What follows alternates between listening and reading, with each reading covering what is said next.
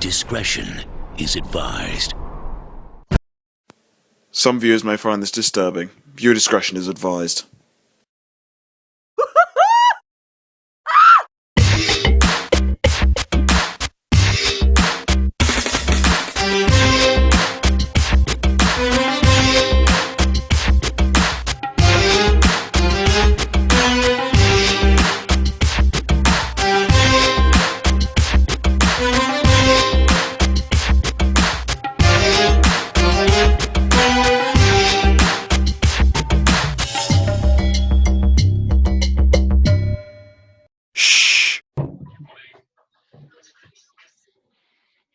Well then, here we are, and welcome to another stream. Sorry guys, it has been somewhat late, only 19 minutes, but dogs do eat homework, or actually they do eat your notes if you're not careful. But no dogs ate our notes, actually. We were just getting into a discussion, Graham, weren't we, about the show and what we were going to do. Yeah. And so we do feel very sorry for those that were waiting around for us for 7 o'clock. And it's quite funny really, Graham, isn't it? Because we say this every single week, don't we? We always say we're going to start on our stream, and it turns out that we don't start immediately when we need to. And, well, here we are. So 19 minutes late, but better late than never, isn't it? Well, there's always a technical issue, though, isn't there? It's just annoying, but it's technology for you. Certainly is, Graham. And I think really it's just a matter of, just iron a few of these things out as we go by, isn't it? I mean, we're getting better, aren't we? We're getting better. We're getting some music in the background. So I hope you guys enjoyed the start stream or the starting moment to this. And yeah, we're finally here. So Graham, how have you been? How's everybody? How is everyone in this lockdown? Put some comments in the comment box and let us know how you're doing. Please engage, and that'll be great. We will continue on with the show. Graham? How I've been, well, been really excited about today. I've been looking forward to it most of the week. We met up the other day, didn't we, Ben, to discuss the show, and we've got some pretty good topics to bring up. And later on, we will be discussing an extra show that we're doing tomorrow. We won't disclose anything at this present time, but towards the end of the evening, you'll all be in the know. Yeah, that's right, Graham. I mean, yeah, we're going to try and plan, aren't we, for a couple of shows. So we'll do a show on the Sunday, which would be just general news, catching up, a bit of stuff that you've got for us and a bit of stuff that we've got for you. So mixture of us communicating with you guys and you communicating back. And of course, on a Monday, we plan to do another show where we'll have a special guest. And of course, like Graham has said, well, Graham, as far as we're concerned, as far as Graham has said, we obviously do not want to give away too much on this moment in time, because actually that's what makes it fun, right? Otherwise, it wouldn't be a special guest. There's nothing special about knowing the guest before he comes on, right? I guess. No, exactly. So it's going to be a good show tomorrow. A good show. It's going to be a good show tonight. It's going to be a good show tonight. Well, yeah. Well, this is a warm-up, isn't it? But it's not really. This is an independent show within itself. But you could say it could be considered a warm-up for those that haven't seen a special guest in a while. The last time we had a special guest, that was Matt, wasn't it? I think it was a few weeks back, wasn't it? Mr. Turvey, for those of you that don't know who he is, which most of you do. I hope you enjoyed his presence. I mean, he will be joining us again at some point once he's got his availability. He's back to work now, isn't he, Ben? He is indeed, yeah. He is working hard. He is a key member or key worker. For those of you that know the situation right now of the coronavirus, he is busy. We are as well, really, Graham, aren't we? In different areas, not so much in the working environment, but we've been busy. You've been busy, with your family. I've been busy with family, and do you know I actually put up. For those of you that are interested, I actually put up a trampoline for the children the other day, which I thought was quite interesting. Massive one, 11-foot it was, and they love it. They're out there all the time. Absolutely. Did you try it out first? Was you the first one to have to give it a try? Well, I will say, guilty as I am, I did. And I do have to also admit, I did hurt me back in the process. I was jumping around, me and the kids jumping amongst each other and so on. And I did this forward flip, and I thought I was really cool. And I did it about 3 times. I was loving it. And then Then I jumped on my bottom, so I flew up with my legs out, and then as I landed on my bum, literally, I felt a crack right at the bottom of my base and my back, and I thought, that's not good. I think I laid there for a few seconds, got up, and then it seemed to have worn off until the next morning. You know, like when you've done a workout and you're really going for it, the next morning you wake up, you can't move. And it was a bit like that. I was in agony. So I think it goes to a point, doesn't it? Reminds people about age. You know, when you get to a certain age, you can't do these things, can you? You know. Well, I suppose you also need some padding. If you've got no padding in that area, then you're going to damage your coccyx, aren't you? Yeah, well, yes. Coccyx, that's that little tailbone, isn't it? Why do we even have that? What's the point in a coccyx? I suppose it's all to do with evolution. Right. Yeah, I suppose it is. That's a topic that we will definitely be bringing up at some point. Evolution, you know. Why is it that certain areas of, certain regions of the world don't appear to have moved on? Yeah. Well, yeah, I don't think they have they? But yeah, I suppose it's like evolution, isn't it? When you say about evolution, I think it's like gone wrong, isn't it? You know, like, you know, we I think money's got something to do with the issue with certain areas of the world that don't appear to have moved on. I'll correct what I said earlier because it didn't sound very nice.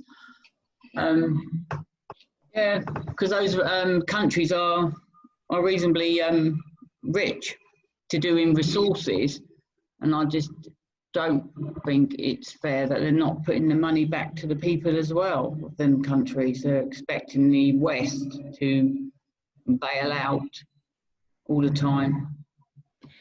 Yeah, well, there is probably an element of that, but you could also maybe suggest that the evolution, money in evolution, if there is a such thing as a money going into evolution, I think there is. We're evolving every day, aren't we? Like new things come along, new technology that takes some sort of resource financially. So I suppose you could say that when evolution came about, that little money was put into the tailbone, the coccyx. So it was left, right? So it was like one of those inventions that, well, I suppose it's God, isn't it? We have to thank God for this, I suppose. You know, if he put the tailbone there, but he forgot to put the tail there. I mean, to be honest with you, are you disappointed about that? I mean, if I didn't have a tail, Graham, which I haven't, I mean, let's say if I did have a tail, I think I'd probably want not to have a tail, because can you imagine how you'd get it caught in everything? You'd have to literally have eyes in the back of your head. You'd go to like an elevator, you know, and you'd trap it. You know, you could trip down the stairs on it. People pull it. You know, can you imagine if you're at school, you know, and you've got a tail, people pulling at it? You know, it's not going to work. It's a purpose, though. It's a purpose of the tail. What was the purpose of the tail? Was it to help keep balance when we were beginning to concentrate more on 2 legs than 4? Yeah, possibly. Well, it doesn't make any sense, does it? I don't understand why we have a tailbone. I mean, even for those that have tails, like, I don't know, rabbits, well, they don't have tails, they have stumps, don't they? Little stumps. But you know, animals with tails, I mean, what is the purpose in it? It must be a balancing, mustn't it? It can't be any other. Yeah, I think it is balancing. I think it is. But then you had, years ago, you were able to have your dogs' tails dotted, weren't you? If they were like work dogs. So, but now it's just not. It's a no-no, isn't it? For I think is it a no-no for that as well still, or are work dogs like are they still able to have that done? Yeah, good point. I mean, why do they have that done actually? Work dogs. Is it similarly because it becomes a hindrance to them for like if they're doing certain tasks or activities? You know, like the tail. So they get rid of it. They dock it. They call it docking, don't they? Yes. Yeah, but the thing is, the tail acts as, in a way, as a warning, you know, balancing. I mean, especially if they're like going through some sort of shallow area, and there's not much either side of them. The tail will act as a measuring, you know. No, it's something interesting. It's quite interesting. It's not really ever been discussed in depth, I suppose, because maybe people wouldn't be interested in it. Because Yeah. It's a simple thing, doesn't it? Tail. It just seems simple. Yeah, maybe you're right. Maybe that's it, isn't it? You know, people aren't. I don't know. Maybe it's just, you know, yeah, they're not interested in it, so they get rid of it. So we're like, and it's like your luggage, isn't it? And your stuff that you collect in your house. After a while, you get rid of it. You don't need it anymore. What's the point in keeping it if you're going to use it? It's like a tail. What's the point in keeping a tail if you're not going to use it? The problem is, though, I suppose you could say, is it's not fair on the animals, is it? They should have a choice in the matter, shouldn't they? You know, if they've got that thing hanging around behind them, it's their choice, right? It's their property. So we shouldn't be going chopping it off. You know, I mean, what gives us the given right? I mean, I think it's chopped off. It's chopped off. Is it about 8? Is it 8 or 16 weeks? I'm doubling up on the 8s because just to be safe, because I don't really know. Well, I couldn't tell you either. To be honest with you, it's not really that interesting, is it? I don't even know why we got onto the subject of talking about tails, to be honest. Yeah. It might not be. It might not. As I said, it might not sound interesting, but if you was to look into a subject that is basically would appear to be boring, could it end up being interesting? I mean, can you imagine if you was at uni or something and you had like an assignment to do, like, I don't know, 100,000 words on tails? Oh, crying out loud. Where would you go with that? I don't know, but I'll probably start talking about hair follicles. That's a good place to start, isn't it? How many hairs? Yeah. How many hairs on average sit on an animal's tail? That is something, isn't it? Depends on the animal, doesn't it? And with my mum's dog, bless her, she's molting forever, molting. I brush her all the time every day when I come up to give her a nice long walk. Yeah. I brush her and brush her when I get back, and even after I've done that, she's still got fur coming out from everywhere. It's just rather frustrating when you end up getting covered in these really fine hair. Yeah. Well, I'm looking for it now. Look. I'm looking on it. Not on my arm. That's very good. Anyway, so just before we go further, Graham, I just want to announce we have the comments coming in, guys. Firstly, lovely. Thank you. We do indeed. So firstly, I'd like to say hello to Bethany Ruth. Nice to see you, Bethany Ruth. I hope you're well. Hello, Bethany. And for those of you who are also, hoi hoi. Yes. Yeah, I mean, we have got a lot of things to discuss, Graham, tonight, haven't we? We've got a few things in the pipeline. Without further ado, what was that? Is that you? No, it weren't me. I mean, I had pasta tonight. Guess what, actually? I was going to have just whole wheat pasta, whatever it's called. Yeah. And with a jalfrezi sauce. Nothing else, no meats, nothing, just that. But then I decided against it. So take a guess what I had with the pasta instead of the sauce. Go on. Salad cream. Salad cream. Yeah. Does salad cream have a lot of sugar in it? Well, it's eggs. Is it cooked eggs, isn't it? It's made with cooked eggs, not raw. I mean, it's raw. Yeah, raw eggs is mayonnaise and with oil. I'm not sure what sort of oil. If it's rapeseed oil or sunflower. Well, Graham, I would say you've probably punched that home, haven't you? Yeah. I'm up with that. I mean, it was quite nice. I'm not going to lie. It was really nice. I had 1 whole mug and a half of uncooked pasta before it was cooked, of course. Oh, and I helped. I had some help with eating it. An African grey parrot. Thoroughly enjoyed it. I know about this. You still got that? Is your mum? Yeah, my mum's got it, yeah. Does it talk to you?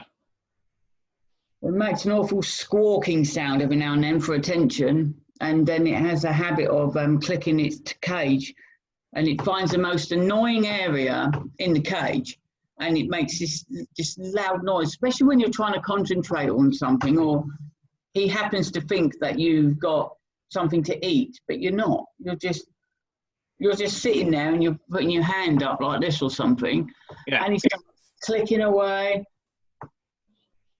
Huh. Right, well, I've always wanted a parrot.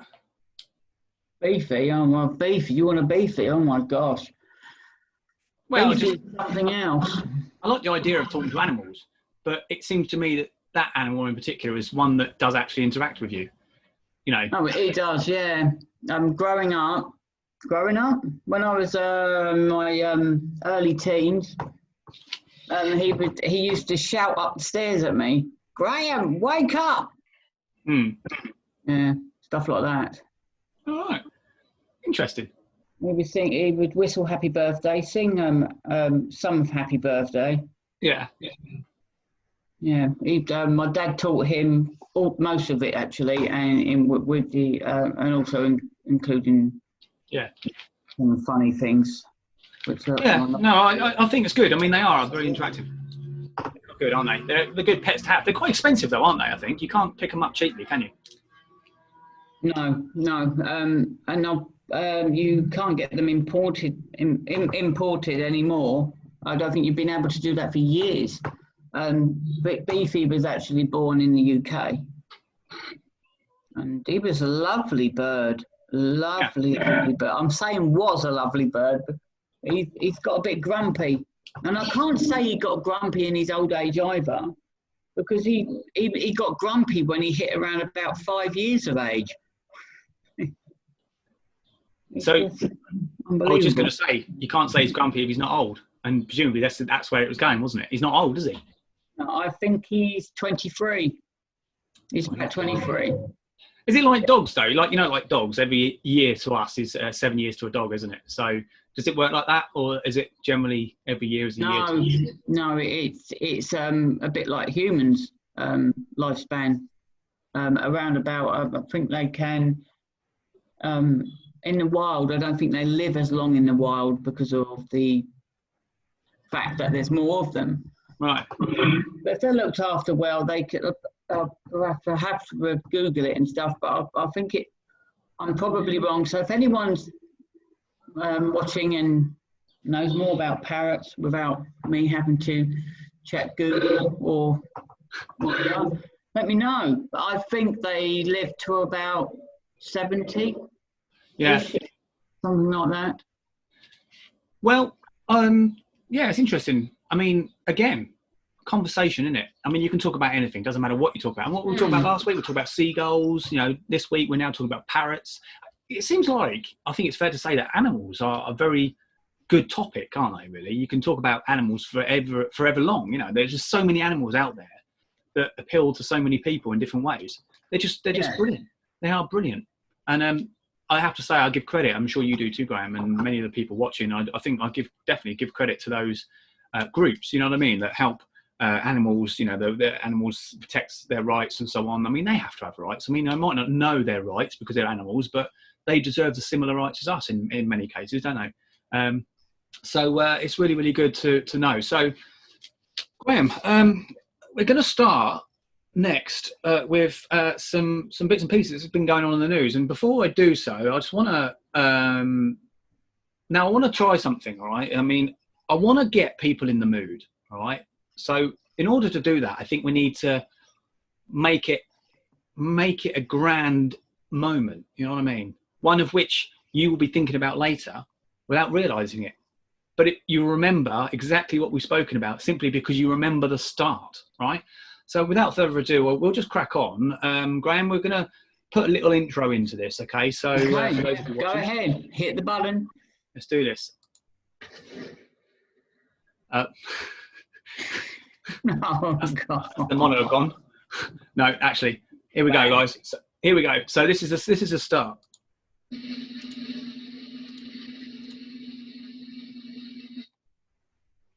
Ping, ping, pong. Right. Was that it?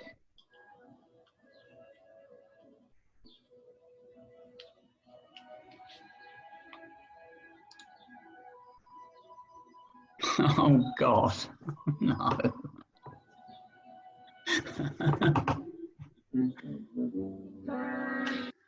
Right. Anyway, I hope that's got everyone in the mood.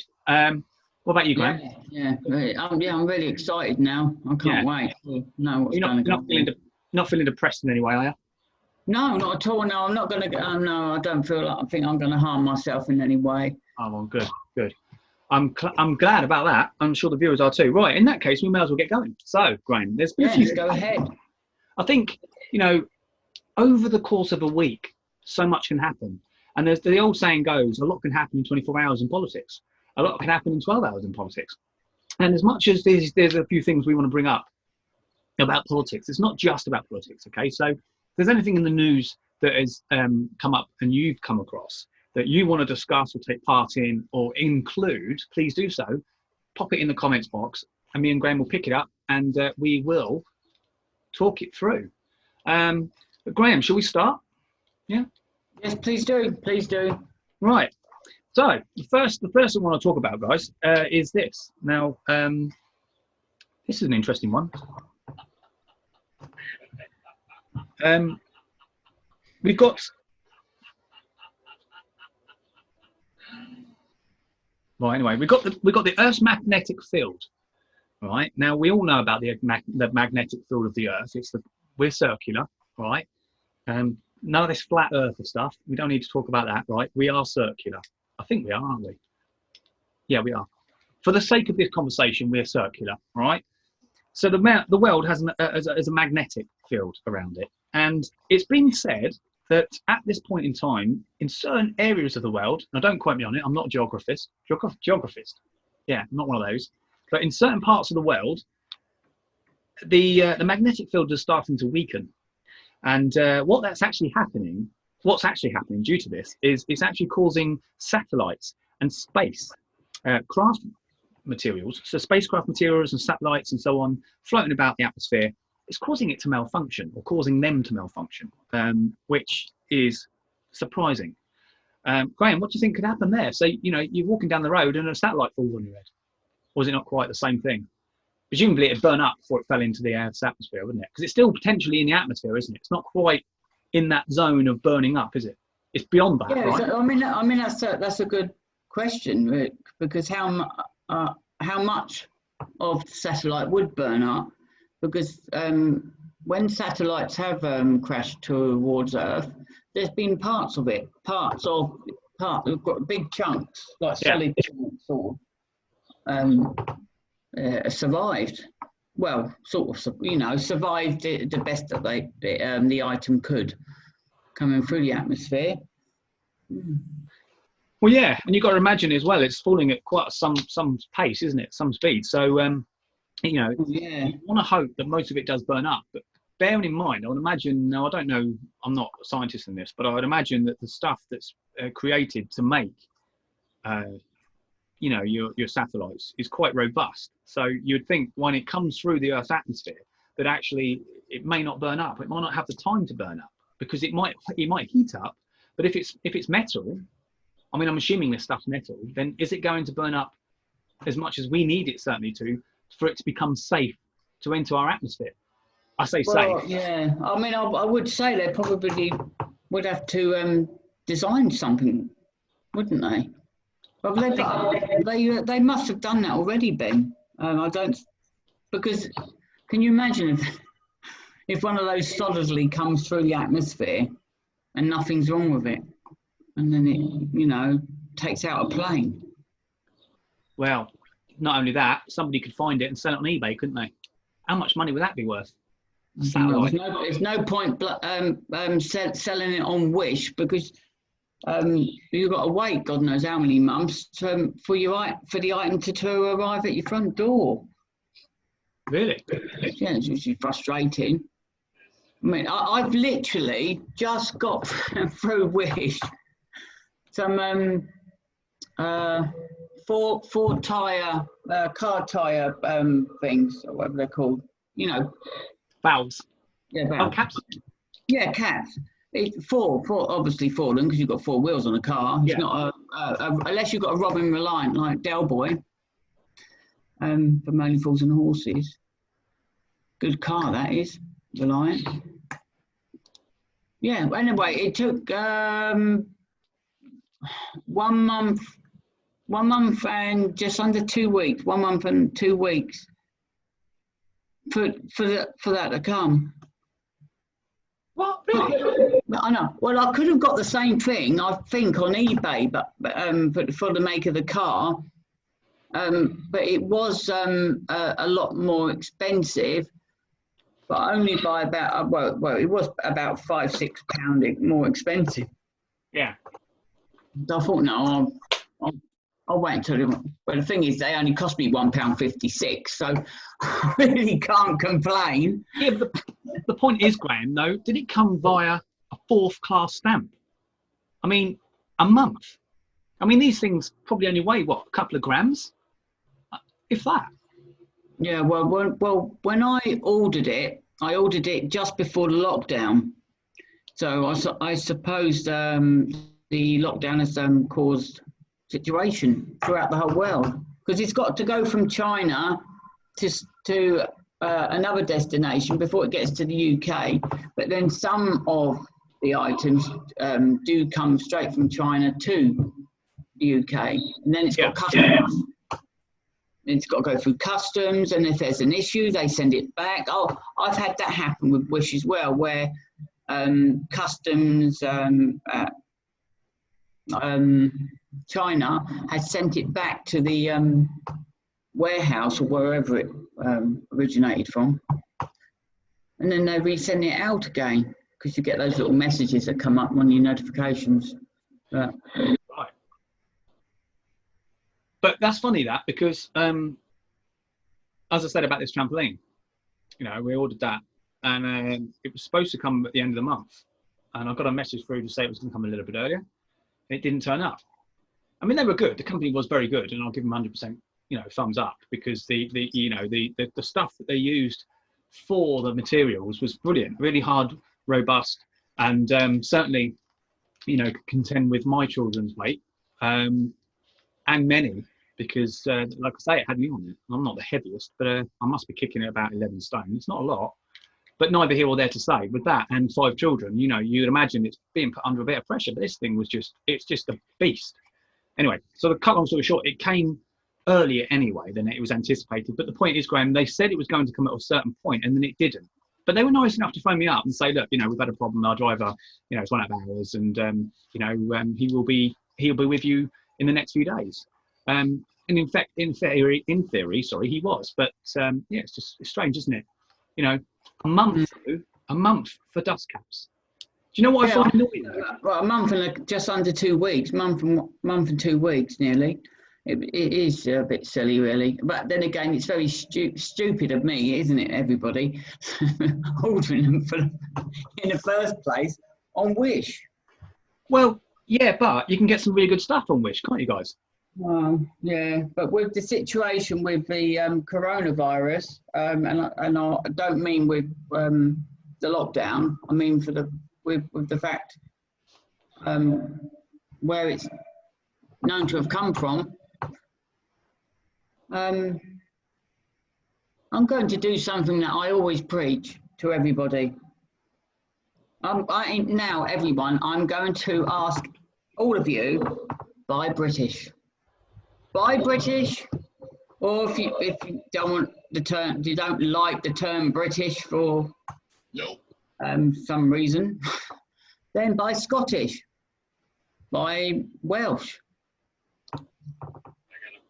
and support our nearest neighbours. You know, Ireland and even France. The nearest neighbours, not their neighbours, and then their neighbours, and then their neighbours. The French got on my wick.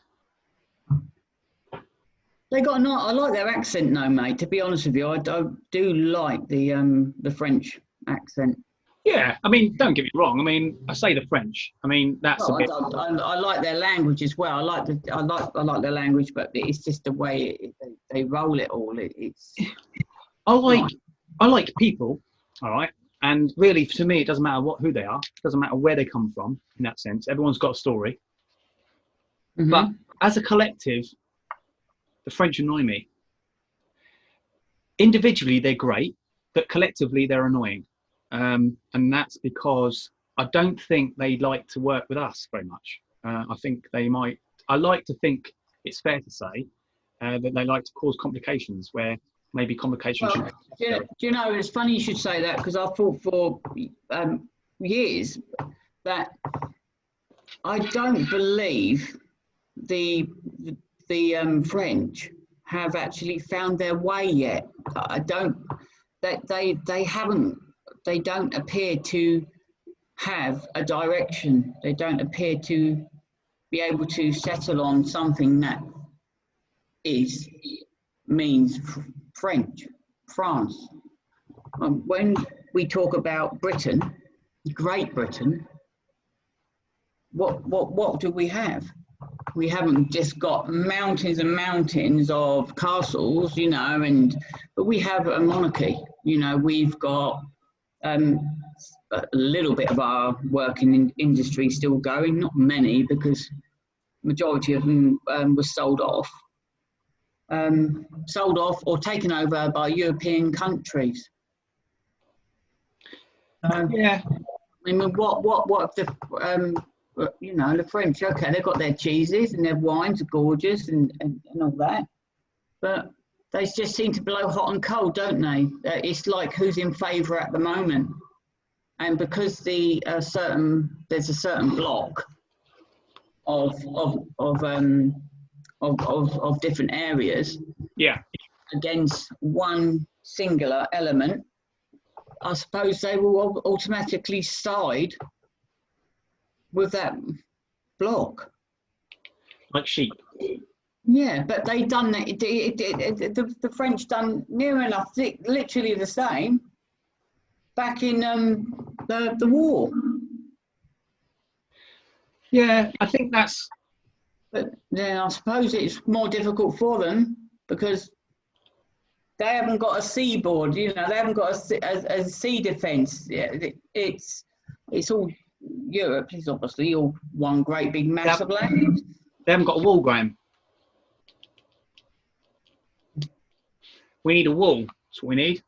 Well, they had a wall in West Germany, wasn't it? The Berlin Wall. Yeah. Look at that. Look at that. The situation with West Germany against it's just unbelievable. And that was literally, if you, I mean, as fast as a seagull can fly, you know.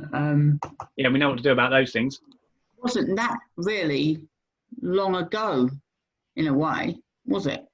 No, not really. Well, no, it wasn't. But do you think things have got better for them?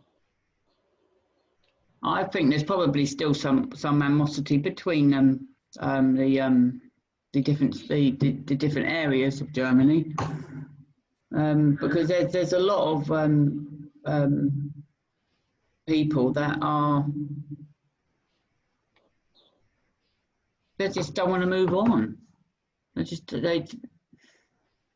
out to just cause unnecessary pain and disruption, aren't they?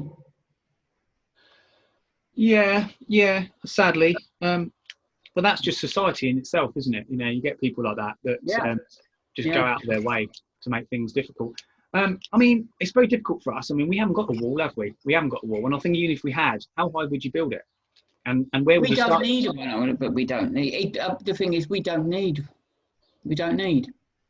We've got probably the best defence, and we can also build on the different defences anyway. So I mean, we've got the sea.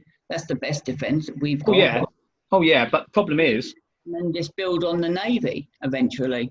Well, look, as we know, that we have problems, don't we, with this particular sea defence at the moment, and you know, the government needs to do more to protect our shores. But certainly at the moment, sea or no sea, wall or no wall, it's not working. So something needs to happen.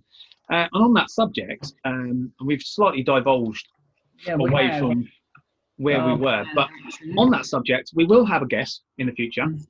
We're not sure when, but we will let you know when that time comes. We will have a Henry Bolton, everybody. And the reason for that is because Henry is a well-known politician to some, if not many, and he is very advocate on borders, strategy and security, and borders, and intergovernment exchanges, and just government in general. He's very, very clued up. So it would be nice to get Henry, wouldn't it, Graham, on the show? Yes, most definitely. We'll have to get an email out to him, invite him on. Obviously, public demand. We want to make it as fun and as inclusive as we can. So, of course, if people are interested in that, please pop a comment in the comment box and let us know your feelings on the matter. The whole point towards the end of it, we can always slot that in towards the end of the show, can't we? We can have, we can have like a no holds bar part of the show, which could be where we can have some raised tones and maybe the odd decent swear word like bugger and bloody, that sort of thing. Yeah, I get it. Well, yeah, I mean, obviously we've got the watershed, isn't it? We haven't got a watershed, have we, anymore? Does that even exist anymore? You can get Netflix now. It's yeah. Well, yeah, it does. It's 9 o'clock, isn't it? Right, so it still exists. Despite the fact that we can watch anything anytime we want now. We're not completely dedicated to just BBC. We can, you know what I mean? So does the watershed really exist? I mean, I don't know. It's a difficult one, isn't it? I suppose it does, really. Yeah, I suppose it does. It has to. We need to protect people. So there's we were discussing before we came on air, well, in between getting a little bit frustrated with the technology, kept playing up, resetting itself, and then we had to write the post. But it's just been a nightmare, isn't it, Ben? But Ben did bring up during the frustrations that there's a petition going on at the moment, isn't there? There's a petition going on which has been set up by just a private individual. I don't believe that they've got any political push or support. I believe it's a private petition, and it's gathering up some speed. But the petition is a bit concerning, really, isn't it? Well, yeah, it is. I mean, and just to pick up from that, Graham, it's concerning because when something is working and when something's considered good, everybody's getting on it, it all of a sudden disappears. And why is that? Is it making enough money? What is the reason for why these things disappear? Now, this is an interesting one because this is slightly different. Graham, did you want to follow up on this, or do you want me to carry on?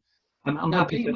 Please carry on, because when we were discussing it, I wrote just some headings down. I wrote a heading down for it. So right, okay, sure. As much as I could, but I know it is pretty concerning, really. I just can't believe that people even going that route. Yeah, well, let's see what the viewers think of this. So basically, just to follow on from this point, point number 2 in the news, we have had the Supreme Court on Friday. Now, that's Friday just gone, so what date would that be? Let's just be professional about this. Let's have a look. 22nd. Hey? Oh, 15th. What day I tell you what, the 15th, my gosh, where am I? where have I been? Well, yeah, but you've got a lot to think about, Graham, as co-host, haven't you? There's lots to go in and out of there. So yeah, well, lots going on. So the Supreme Court on Friday has asked the government to respond to a petition seeking to ban the use of official and personal use of the purpose of Zoom. So they are looking for a ban, and they want a petition to support this. A petition has been created, by the way. So you look at, I think it's change.org. You can have a look up on there, and you should find the petition. And basically, it's requesting for it to potentially be eradicated. And the reason for this is because it's been said that Zoom has been a question of cyber threats, whether it's safe. And of course, Zoom, meanwhile, is rolling out new measures to secure security, and obviously for the fears that is being mounted upon this very subject, they're hoping to, as I say, eradicate and make better. So obviously, like all things, whether it's Windows or program or whatever, everything needs to be updated, to keep it fresh, to keep it working, and to keep it getting better and better.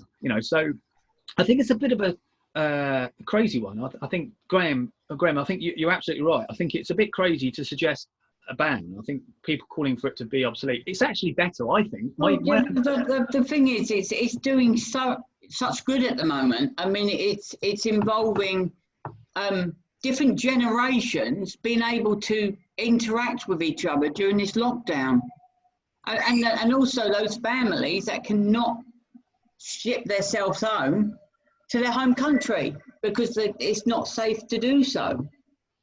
Well, absolutely. I honestly feel, Ben, that, and everybody, that the positives here weigh out the negativity totally. I'm sure they can put some sort of mechanisms in place. I mean, I don't understand the point of the petition, because you've only got to have a really good firewall, haven't you? Do you know? So this petition basically is just ridiculous. Do we know the figure? You did say earlier, but... well, I can't tell you the exact figure. Obviously, it would be changing all the time. I can only hope and say that actually it's not gaining enough strength for it to actually be heard in Parliament. I mean, I'm all for freedom of speech and public opinion, and it's going to Parliament, isn't it? It's to be discussed. So I think you're right, Graham. I think it has got to the stage. 100,000 then, and the noise you can hear in the background is Beefy, the African grey parrot. Yeah. And don't need sounds when you got a parrot. He's walking. But also, Graham, I think the most important and pressing point here about Zoom and its potential disappearance, if government rule it, I mean, God forbid if they do, how sad is it going to be? We will not have any more Ben and Grem Show. Well, we will find another outlet for it. So we will be on the air somehow. Like a bird. Free to fly as it wishes. Yeah. Well, yeah, you're right, Graham. I think you're right. We will be on somehow, but I think this is pretty good, isn't it? I think Zoom is a very working platform. I think it's good for not just business but also for private endeavours, and it streams well even on low internet. So for those of you that have low internet will know that. So to get rid of it, and I think on the purpose of it, cyber threats. Now I can't see how. Me personally, I don't see how a cyber threat can actually get involved with Zoom in that sense to actually cause it any malicious problems. I don't think really. I mean, after all, you're sharing a personal ID, which is what people need to have to obviously join your room. You share contacts via email, which is no different to anything like, I don't know, Skype or WhatsApp, I suppose. No, actually, it's done by phone number, isn't it, WhatsApp? But the point being here is that, and yes, you can share files, but your computer is the basis for storing information for Zoom. You know what I mean? So, like you said, Graham, I think the fact is, if you've got a PC, a modern day PC, regardless, even an olden day PC, they should come with some form of protection, some form of inbuilt firewall, and in that instance it should protect you from malicious software. Yeah, I mean they do have a firewall, computers anyway, but obviously it depends on the quality of it. But I don't see Zoom ignoring this. They probably are already 3/4 way there of getting a top notch. But firewall up. So exactly, and I think also waste of taxpayers' money, mate. They're going to discuss this in Parliament because of some. I'm not. Look, it's not even 9 o'clock. I'm not going to go there. Well, some people have got more time on their hands, haven't they? They're ridiculous. Well, people like moaning, don't they? I don't know if it's just a British thing. I don't even know. Well, it must be because it's come from our Parliament. Right, it will be going to our Parliament, so it must be a British thing. I don't know. Us Brits, we are known to be moaners, and me and Graham, we can moan, can't we, mate? And we hold the flag high. But yeah, I agree. I mean, why do people have to pick on these things when actually they're not doing any harm? Really, they're not doing any harm at all. Zoom, I apologise for the next lot of noise you're going to hear, because the parrot's climbed up to the top of his cage and he's going to start making a hell of a racket. But that's right. We like ambiency. We like sound effects, don't we, guys? carry on. You know, the point is that so Zoom, it's a new thing, and like all things new, comes with scrutiny, doesn't it? Like a new business pops up, and no, it might take the market from Joe Bloggs down the road. So therefore, Joe Bloggs is going to have a war campaign on them to stop them from doing what they do, because they don't want the business taken away from them. Exactly. So, I mean, is this politically led? You could ask. Maybe, maybe, I don't know. Is completely hypothetical now, so I don't know. But do you think maybe Skype might have something to do with it? Don't know. I'm just randomly picking this one off the top of the head. Probably have got nothing to do with it. So just want to make that clear. But a company like Skype would probably find Zoom quite threatening. You know what I mean? In that case, then they should have somehow semi-patented themselves, because I don't think this sort of technology you can't solely patent, can you? No, I don't. No. So, but I'm sure they can obviously copyright certain aspects and actually pay the money out to design certain chips. But I don't see what the problem is. There's a lot of people in the world. Some people want to use Skype, some people, but it's the interface, isn't it? It's actually the interface that is how responsive it is. So we can actually do this because we are zooming this through what system is it? Is it a game system, which through zoom through something and then straight onto Facebook? Yeah, no, it's a platform called OBS Studio, which many of you may know, and it's not just used for gaming. I mean, you can use it for gaming, but you can also use it for professional editing, and professional presentations. And it's basically a platform which is designed to throw images to something else. So, for example, it's throwing this image over to, or us now, this live stream over to Facebook, and you have to go through Facebook and Zoom, and well, not so much Zoom, but you have to go through Facebook and go through OBS to create the links, so they talk to each other. And once that then happens, once you've done that, then it's just a case of clicking a few buttons. But it is a bit technical. I mean, I'm no advocate in technology, no more than anybody else. So obviously we are a small team, aren't we? The thing is, we're getting back to this petition a little bit. The concern this person's got is to do with security, isn't it? Yes. Zoom is going through Facebook, which has got top-notch firewalls. I just see this pointless. I see it pointless. The only way it can be an issue is if someone can get in from the other end, into Zoom, and then oversee like file share. Well, yeah, I mean, possibly. I mean, the only thing is, Graham, is from my understanding of Zoom, is that you have to give permission for them to not necessarily hold your bank details, but you have to pay them, for a certain membership, which I do, which enables you to have up to 4 people for as long as you wish. You can have like a standard membership, which I think gives you up to 2 people, or 4 people, or as many as you want, but you are limited then to a certain amount of time.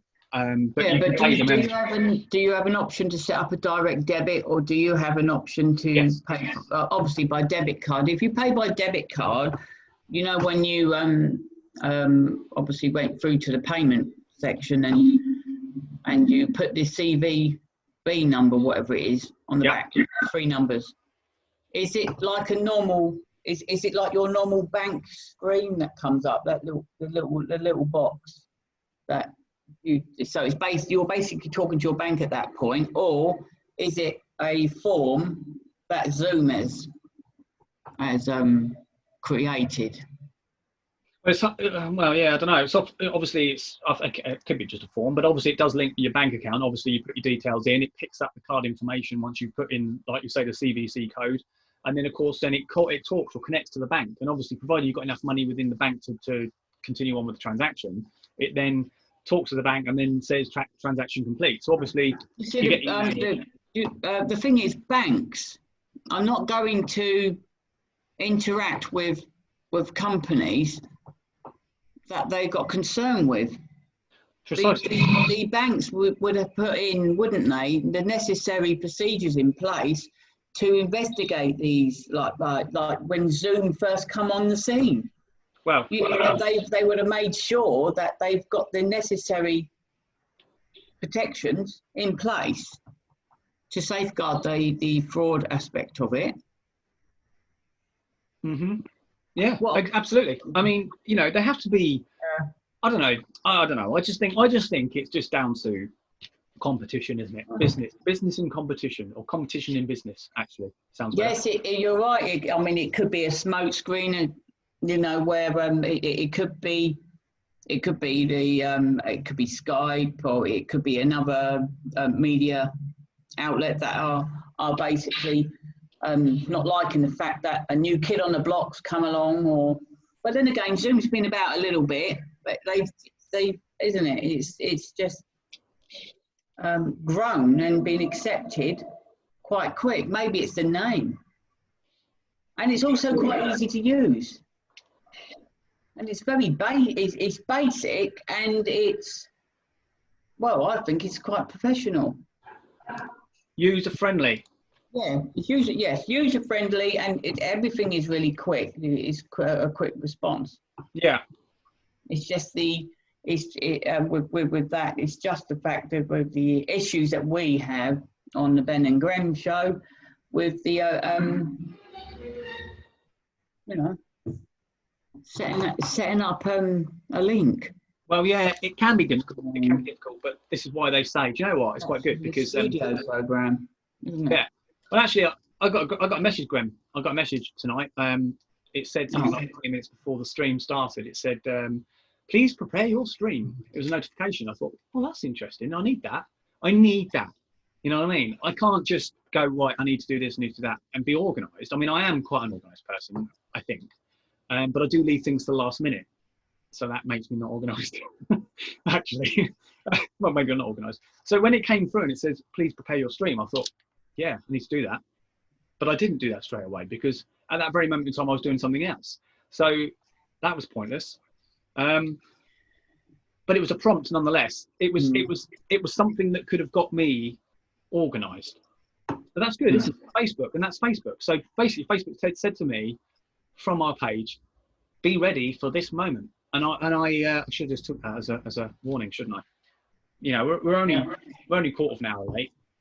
Well, it wasn't really. I think even if you actually came online to me at past, which was originally discussed, we still would have been a slight delay. It's just the way things are.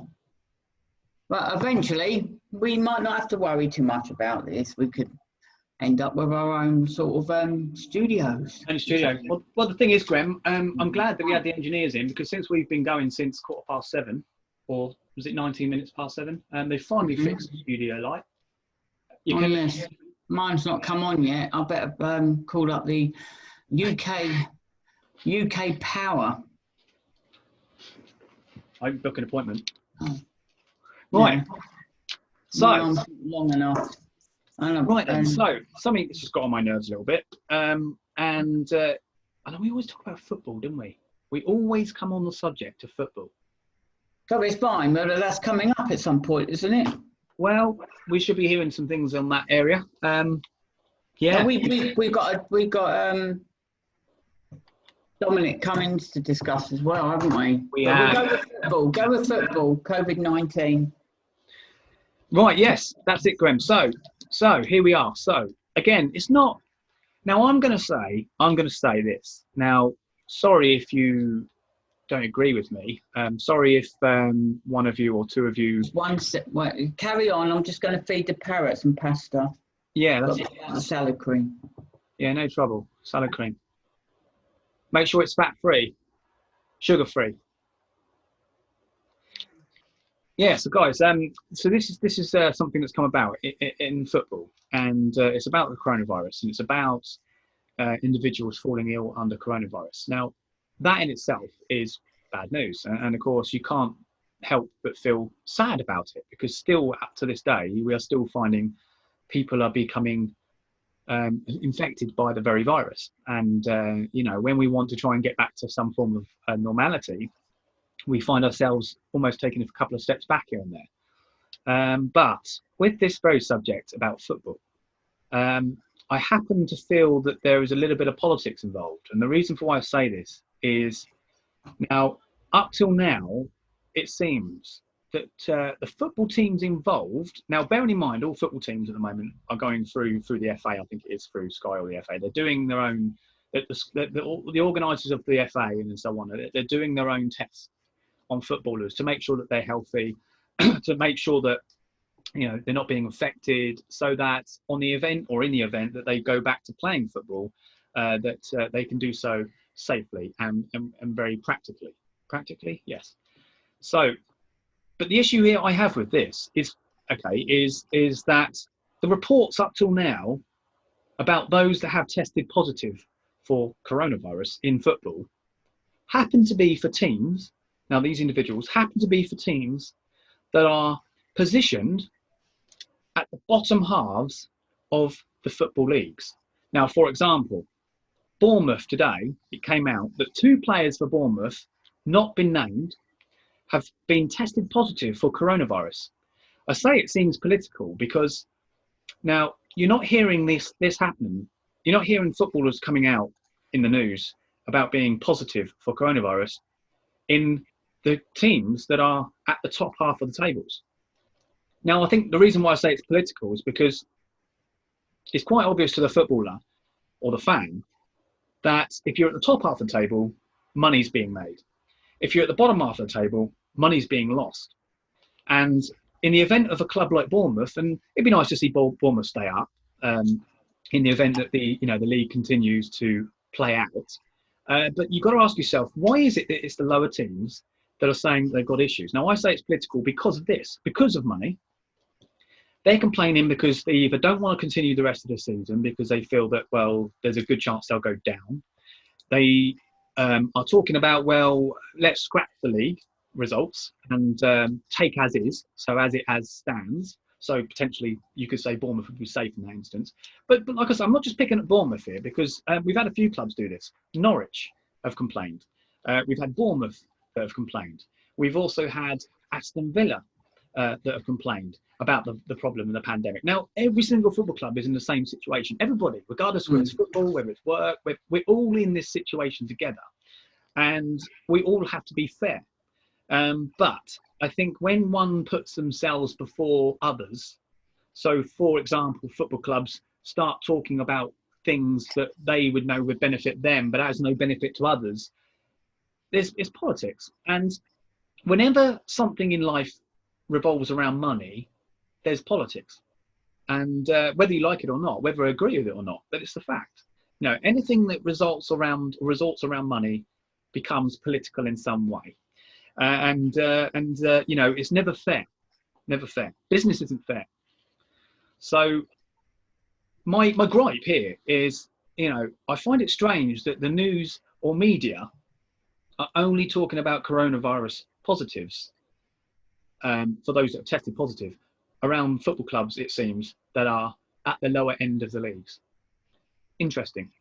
Particularly it's interesting when we're hearing other clubs that are in a better situation talking about wanting to play out the rest of the season, when we hear them talking about wanting to play out the rest of the season in a safe and conducted manner behind closed doors, yet even still, based on that statement alone, clubs like Bournemouth and otherwise are not comfortable with it.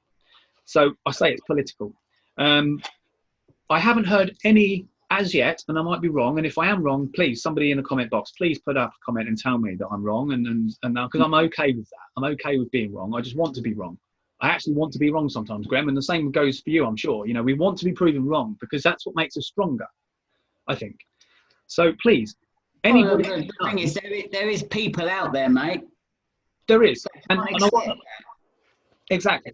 But I want people to tell me now if there is any footballers they know of that are of the top half of the table teams, like Manchester City, like Leeds, like West Brom, like any one of those teams, any of those teams at the top six of any division, whether it's the Championship or the Premiership.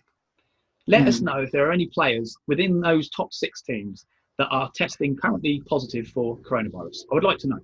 So please pop a comment in the comment box. So that's got that off my chest. What about you, Graham? What do you think about this, though? Do you think there's an element of politics involved here? Do you think there's a little bit behind the scenes going on? Oh yeah, well, definitely. I mean, how is it possible that the football teams on the lower end of the scale are having these cases of COVID-19, and the ones on the top of the scale are okay? It is money. It's the fact that they're making their money, isn't it? And if they do something like that, that means they've got to, it's probably, I mean, possibly, maybe some of their top players have got it, and they can't lose their top players. Well, yeah. The sponsorship they get from them, that money that comes in. I know they're not playing it. Well, they sort of are playing at the moment, aren't they? Some teams have gone. I know Germany played, didn't it? Was it last week? Dortmund, yeah. Yeah. Yeah, well, some teams have gone back to playing, but obviously with restrictions, such as the Bundesliga, the German Bundesliga. They have started playing the rest of their games not behind closed doors. Well, yeah, potentially behind closed doors because they're not allowing public in. So they're playing in an empty stadium, basically. And I think potentially that could be the way that we will go in England. But, you know, they've also suggested maybe playing the games at neutral venues. So it's fair. I mean, I don't think that's an issue. I don't think any club I support, Leeds or otherwise, would have a problem with that. I think what's clear is there does seem to be an emphasis on teams wanting to finish the league. You know, Liverpool, most definitely, they want to finish the league because they want to be crowned champions. They know they're going that way, but they don't want it to be given to them. They want to earn it. And the same applies to Leeds. They don't want the title given to them. They want to play out the rest of the season. And it's not just that, but there are other teams as well. There's a lot of considerable teams that want to play out the rest of the season. But you would find the bottom half of the tables of whether it's the Championship or the Premier League, they seem to have a feeling, an emphasis on wanting to, you know, just kind of scrap everything and stay at the top. Stay at the top. No relegation. You know, like it's actually what's annoying as a Leeds United fan. It's actually come out today as well, and I haven't got any notes on this, but it's just something I read, and I'll talk briefly on it because of the fact that I haven't got notes. But Norwich are saying that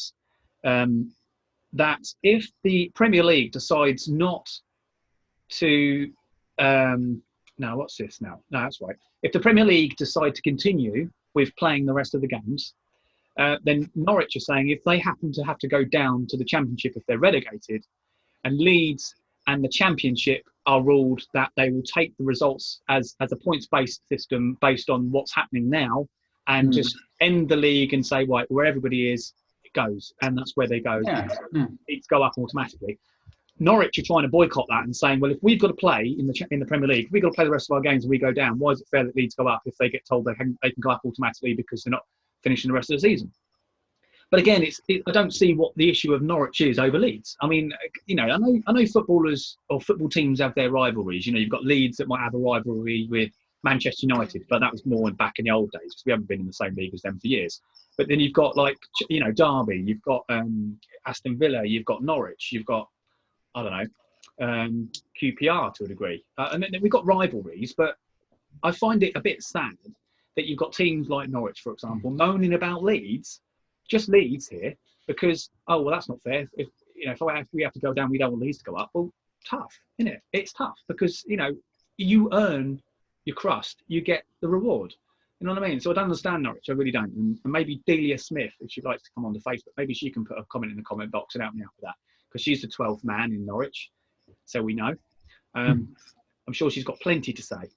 Not that she wants to talk to us, Grem, but you know what I mean. I just think actually it'd be interesting to hear TalkSport or someone talking about this, because I think it's a bit of a topic. Lots of pundits are talking about it anyway, and lots of football professionals of the past are talking about it, and they've all got different opinions and ideas. But it's nice to hear Neil Warnock, which was a former manager of Leeds United. It's nice to hear him say that he'd like to see Leeds get promoted. And I think there's a lot of people out there that are the neutral, if you like, that want to see Leeds back in the top flight, because they are a big club. They are bigger than the Championship, fairly, really reasonably. And I'm not just being biased about that, because another team that was similar to Leeds was Cardiff. Cardiff were considered a big team, and they were in the Championship for many, many years, couldn't get out of it, finally did. And I think the Championship really suffered when Cardiff left the league. So it's politics. There's a lot of politics going on in football right now because of the situation of the coronavirus. There's a lot of money involved, sponsors, like you said, Graham. When you've got a team that's gone up in the Premier League from last year and spent 100 million on players, find themselves going back down the year later, well, they've lost a lot of money out of that. So, of course, it's going to get nasty. But we will find out. Eventually, we will hear what they're going to do, and they'll make decisions. But I do think, and I think there's a lot of support by playing the rest of the season through, even behind closed doors. I think that has to be done. It has to be done. I mean, otherwise it'll make... I agree with you. It's got to be done. It has got to be done. I mean, and with regards to Leeds, you know, from conversations that I've had with you, I mean, as everyone that knows me, I don't follow football. Unless it's World Cup, and then I'm patriotic, you see, so I'll support England, Wales, and even the SNP, Scotland. No, Nicola Sturgeon. Oh yeah, that well, it was Jimmy, isn't it? And anyway, with Leeds. They are, from the conversations we've had recently, they're doing pretty well at the moment, and they're stable, aren't they? They are stable with their playing. Yeah. But well, you will have your ups and your dips. It happens, and the thing is, for those football teams right at the top, there's nowhere else to go, mate.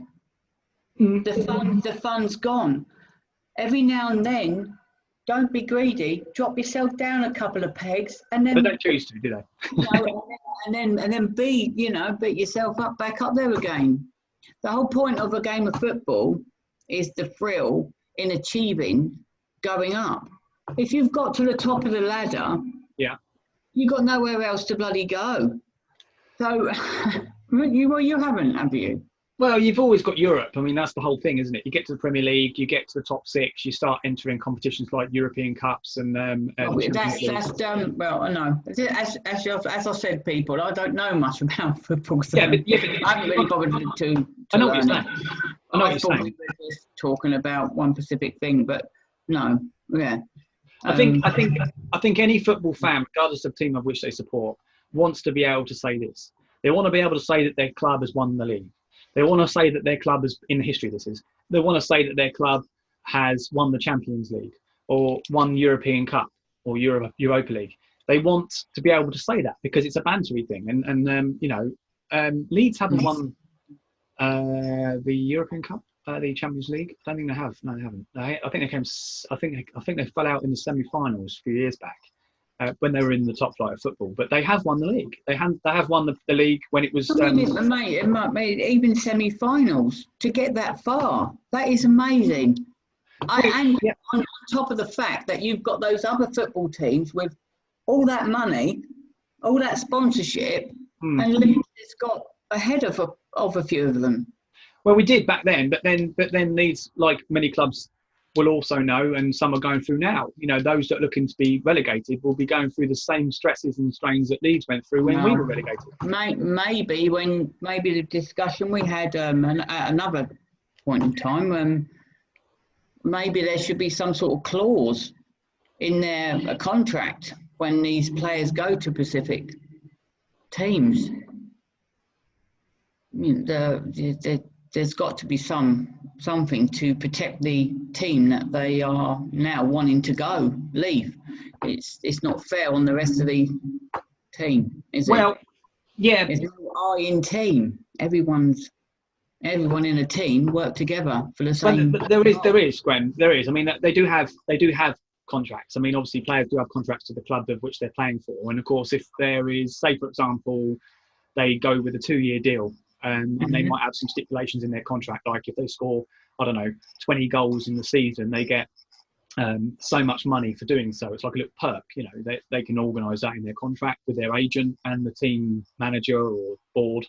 And then there could be a contract clause. Like one of them could say, a player could say, well, okay, I want to do a 2-year contract with your club, and I want to score, I'm planning to hope to score, say, 30 goals a season, which is a lot of goals, by the way. And you'll pay me £2 million for doing that. And but if the team goes down into the next division below, I want to be released, or I want to be released to the first club that comes my way. And then the club or board can say, yeah, okay, if they really want the player to be involved, if they've got faith in the belief that their club is going to succeed and not go down, then they might take on that risk.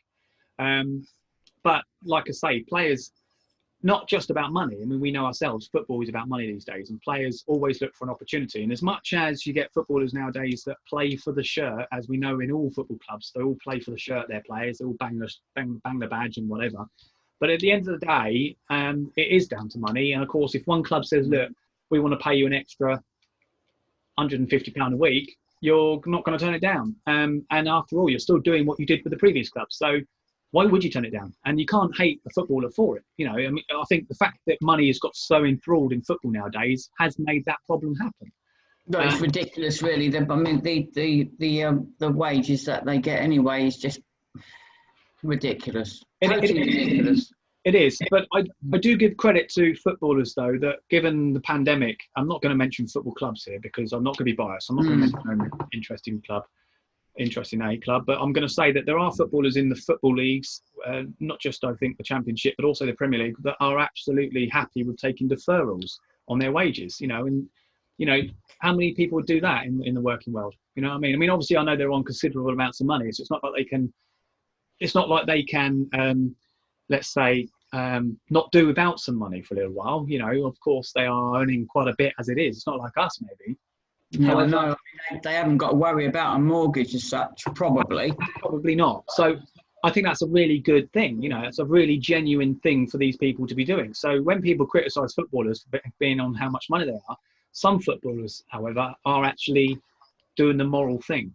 And they're doing it not just because it might be considered the moral thing, because they're not playing football because of the pandemic, but they're doing it because they want to protect the clubs they play for, which is a really good thing.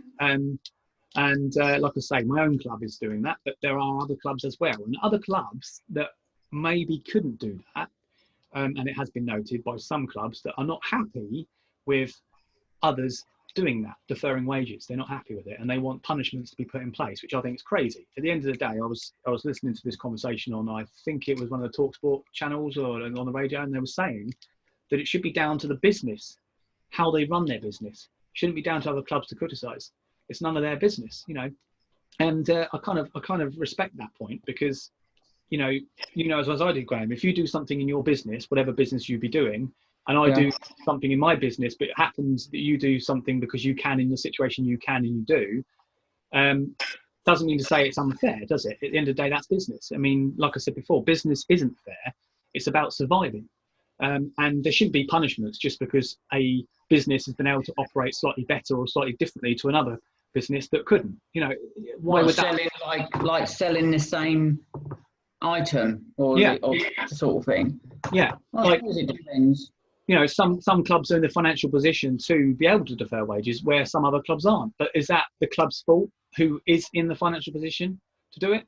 Why should they not be able to look after their own business? Well, it could be. I mean, it could be one of two things. That either they haven't got enough money from sponsors coming in, or they're like a certain organisation that don't spend well enough.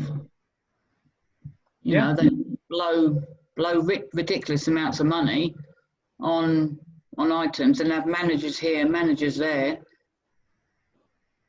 and people are suffering that use the service. Absolutely, and that's just the point, Graham, isn't it? So no, I agree. So that's really touched on football, really, and we tend to pick it up. You know, and I do think you're right there. I think there is an element of how you run your own business that's involved here. It's not about being fair. But it's funny, isn't it? Society. It's funny how people react to people. It's funny how enemies respond to people.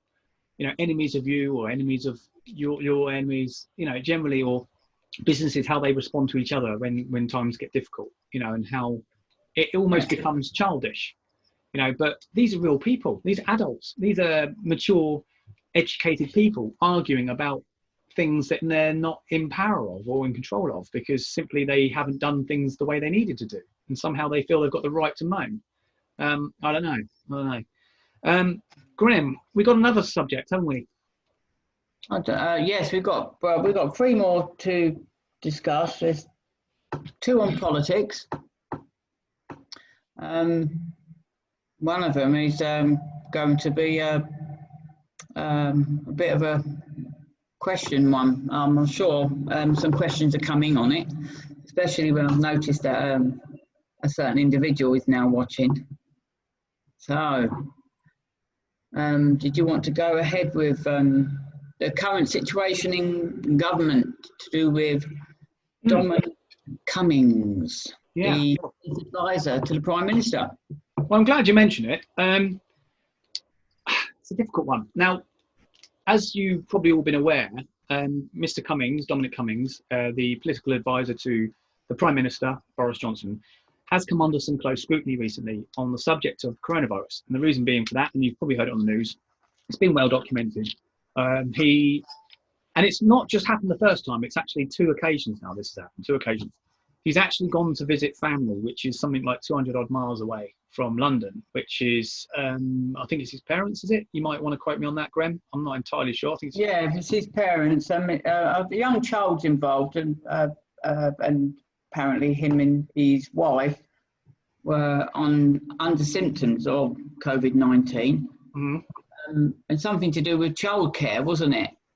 Yes. It is slightly strange that the distance that they had to go. And you know, it is a bit concerning. Yeah, I mean, obviously it's not unheard of that you know, that people lived far from one another. You know, some people do have family up the country, some people do have family abroad. I mean, that's perfectly normal. But I think the issue, and you know yourself, Graham, is the issue is, and I think the people have taken this very issue, is that Mr. Cummings, Dominic Cummings, is actually a political advisor and somebody, of course, that has orchestrated the rules of coronavirus. And yet, with that said, he has kind of defied the rules on 2 counts. Now, you know, people are saying, oh, he should resign. People are saying he should be sacked. Now, it's a difficult one because I do think Dominic Cummings is good in the sense of, I think, what he can bring to the likes of Boris Johnson in the mind of his job. He's a very intelligent guy. Absolutely. And he has brought a lot into the political arena. Exactly. But we are talking about politics at the end of the day, and you know, there's more than one side in politics, and there's more on one side than there is on the current side that's in control. So I think there's a little bit of a bitching going on at the moment with regards to you know, maybe just a severe, you know, rack on the hand. Well, I mean, maybe if he comes out and apologises, makes people feel a bit better. I mean, obviously there was a little bit of anti-government going on, isn't there, where people are saying, oh, you know, we've been really good as the general public, you know, we've stayed at home, protect the NHS and save lives, and there's you putting those lives at risk. But I don't know. I mean, I suppose you could say, well, actually, I mean, I think, what was it? I was listening to LBC earlier today, and they were saying on there that, well, maybe he could have got somebody a bit more local to do the childcare bit, as opposed to taking him up to his parents up country. Well, yeah, I suppose so, but just because it's all right trying to find someone local, mate. But at the end of the day, it's your child. And every parent knows that, you know, the love that they have for their child. And if it means travelling that little bit longer, then maybe that's the reason why he made that decision. But I still don't totally. Well, I don't know. I don't really like to say what sort of side of the fence I'm on, but I'm not sort of really supporting what he done. No, I mean, yeah, I can see that, Graham. I can say, well, maybe was it responsible? But then I'm going to say that under the instructions of government anyway, when the instructions were this, only essential travel. If you can't stay at home and work, then go to work. Now, these things are mixed messages. Now, if he considered it essential that he had to take his daughter to his parents' house because he had coronavirus, now bearing in mind, if he had coronavirus at that time, he's already probably contracted it anyway. But then you could ask yourself, well, was it safe to him to take his daughter, I presume, up to his parents' house, who were potentially a lot older than them? How many miles was it? 200 and something, wasn't it? About 200. I had it written down somewhere. About 200 and the news, 253, I think it was. But I'm quoting. It's within 250 odd miles. Well, depending on what vehicle you've got, the average miles a tank of fuel, for example, can do is around about 300 maybe, if you're lucky, depending on the engine size and the size of the literage of the tank. Yeah. So at some point on the way, he's going to have to fill up. Now that's something that's not like come into the equation. 260 miles, Robin. So that's a hell of a long way. Yeah, thanks for that, Robin. Yeah, 260 miles. I just saw that. I was just going to quote that, actually, Graham. Yeah, it is a hell of a long way.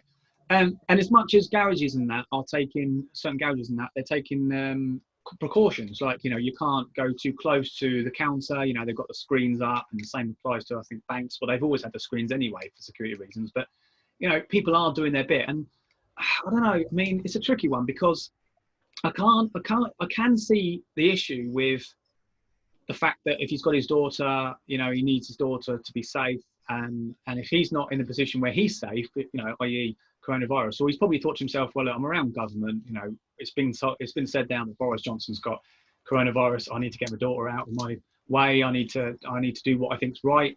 He probably didn't think he was going to get caught. You know, this is probably a lot of people's problems, isn't it? They go out and do these things in lockdown and think they won't get caught. It's only until they get caught that's then an issue.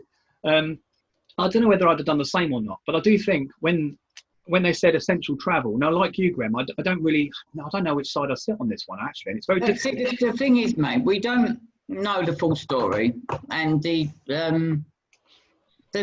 Conservative Party aren't. They don't ever actually open up fully. They never really have done it. They're quite a close-knit thing to do with their procedural side of things. Absolutely. So you don't know what the full story, the reason why. I mean, maybe, yes, he's got friends, close friends around that could possibly have helped with the child if things got worse between his him and his wife's condition. But maybe he didn't feel that safe in that. You know, he had the, you know, when you look at your child, you know yourself, when you look at your children, you wouldn't just give them to anyone to look after. Even your a good friend, or it's like saying to one of your work colleagues, Ben, you know, I'm going to go away for a couple of weeks to Iceland. You know, do you mind looking after my kids for me? I get you. You just won't do it. So, I mean, the moral of what I'm trying to get to is basically there may be that there was no one good enough to look up after your child in case it was needed. Yeah. So, well, I'm gonna say this. I think if he'd have been Joe Bloggs, he's not. He's Dominic Cummings. But if he'd have been Joe Bloggs, no one would have batted an eyelid. But I think the fact that he is who he is and he was part of the government that created the rules, I think there's that element of, well, you know, he's created the rules and now it's do as I do, not as I say. Hang on, not do as I say, sorry. Do as I say, not as I do kind of mentality, which I think what's upset people. But I will say, I think it was a bit foolish to do it. However, I will say that I'm going to say this. I'm going to say that when they said only essential travel, you could almost suggest that that was essential. Yeah, but this is it. It could have possibly been. The thing is, we will never know the full story. Because they just won't. They just won't do it. It's getting political though, Grem, isn't it? I mean, we already know now. The other side.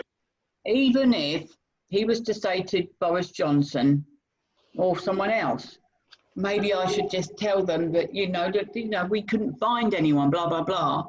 You know damn well a certain stream of media will not accept that, and they will dig and dig and dig. And that's just what they do. Yeah. Oh, they've got to find a story, isn't it? I mean, it is their media's job to do that, but we'll ever know. I mean, the situation we're in at the moment, it does make people do stupid things. But being in government, you really shouldn't. You should not be in that position. You should. There should be some safeguard within yourself that doesn't allow that to pursue. Needs to be some understanding, doesn't it? Moral understanding of your role, doesn't it? It's like, some people's jobs, they go to work, come home, and they can put their feet up and forget about it. Other people's jobs, they go home, put their feet up, but their work stays with them. And that's the problem when you work in the public eye. And regardless of whether it's politics, if you work in the public sector, in the public eye, you will come under close scrutiny. And the reason for that is not just money. I think it comes back to a bit of that, but also because somebody out there wants your job. Yeah, this is true. It's like I was saying earlier about the football. The whole point of football is to get as high as you can and get to the top and stay there as long as you can. If not, but the thing is, you can't stay there forever. You can, but it will defeat the object if you're at every level. Just a certain board, yeah. A certain league board. If you're only interested in doing a couple of leagues or whatever, and you're at the top of those boards. Well, yeah, I mean, look at Lionel Messi for the Barcelona. Now he's been with that club since he was in youth, and he stayed with the club. And obviously, he's a very good footballer. You can't dispute it. He a very well-paid footballer, and I think Barcelona are paying him well, obviously, for that privilege, for that being a good footballer. But slightly straying off. I mean, as much as he's a good footballer, considered to be the best in the world. Yeah, I think I'd still put Cristiano Ronaldo in front of Messi.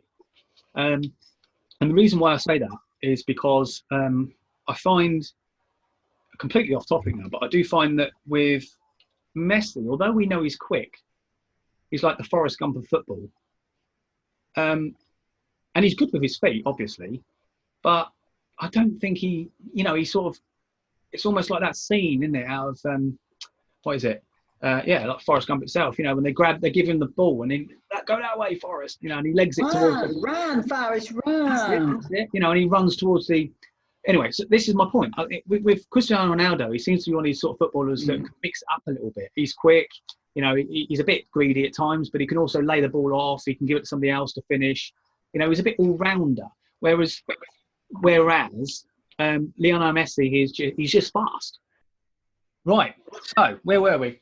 I think we all can be Mickey Mouses at some point in our life. This is the big red book, ladies and gentlemen.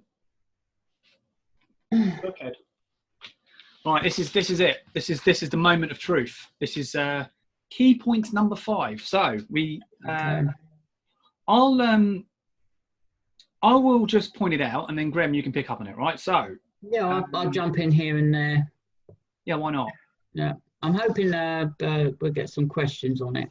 But and anyway, everybody, I mean, once this goes onto YouTube, please still leave your comments, because we will look at them, we will view them, we will follow them, and we will reply. Yeah, well, certainly. And what we're doing with the very edited shows that we're putting up on YouTube, we were actually then putting them back on the Facebook Ben&Grem Show page.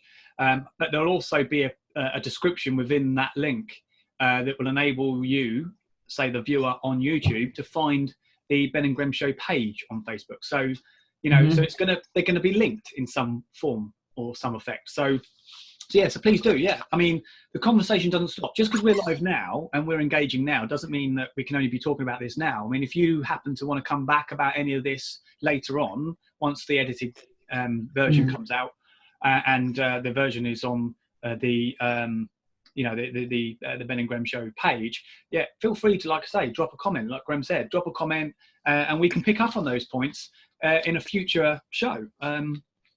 Or even there and then, you know, we can leave you a response, you know, so please do. And also, Graham has touched on the subject as well about getting in touch with us. If you comment to us or otherwise send us a message, our Facebook message, a Facebook message on the Ben&Grem Show page, you can interact with us over things such as wanting to, you know, come on the show, whether you've got any opinions on certain matters that you want us to share, or any particular topics again. So we have had that happen already, Graham, haven't we? We've had somebody come on and they've messaged us and they've asked for some to be admitted to the show, which we're really pleased about, and it's going to be a great success, I would say. Wouldn't you say, Graham?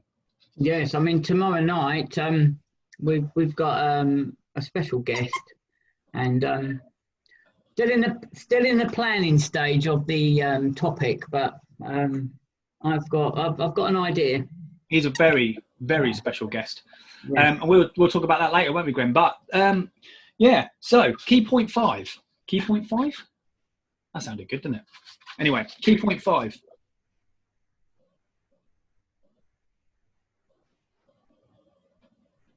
Yes, key point 5. The EU, the European Union, not Europe, is planning to call for the UK, is planning a bluff on the UK to prepare for a no-deal Brexit. The EU, the European Union, is planning on a no-deal Brexit. Good or bad, Graham? Bring it on. Yeah. I mean, I don't know. Again, we're going politics again. It always happens, but I think yes, Graham. I think. I would personally say bring it on, because it's everyone that knows me know that I voted Brexit.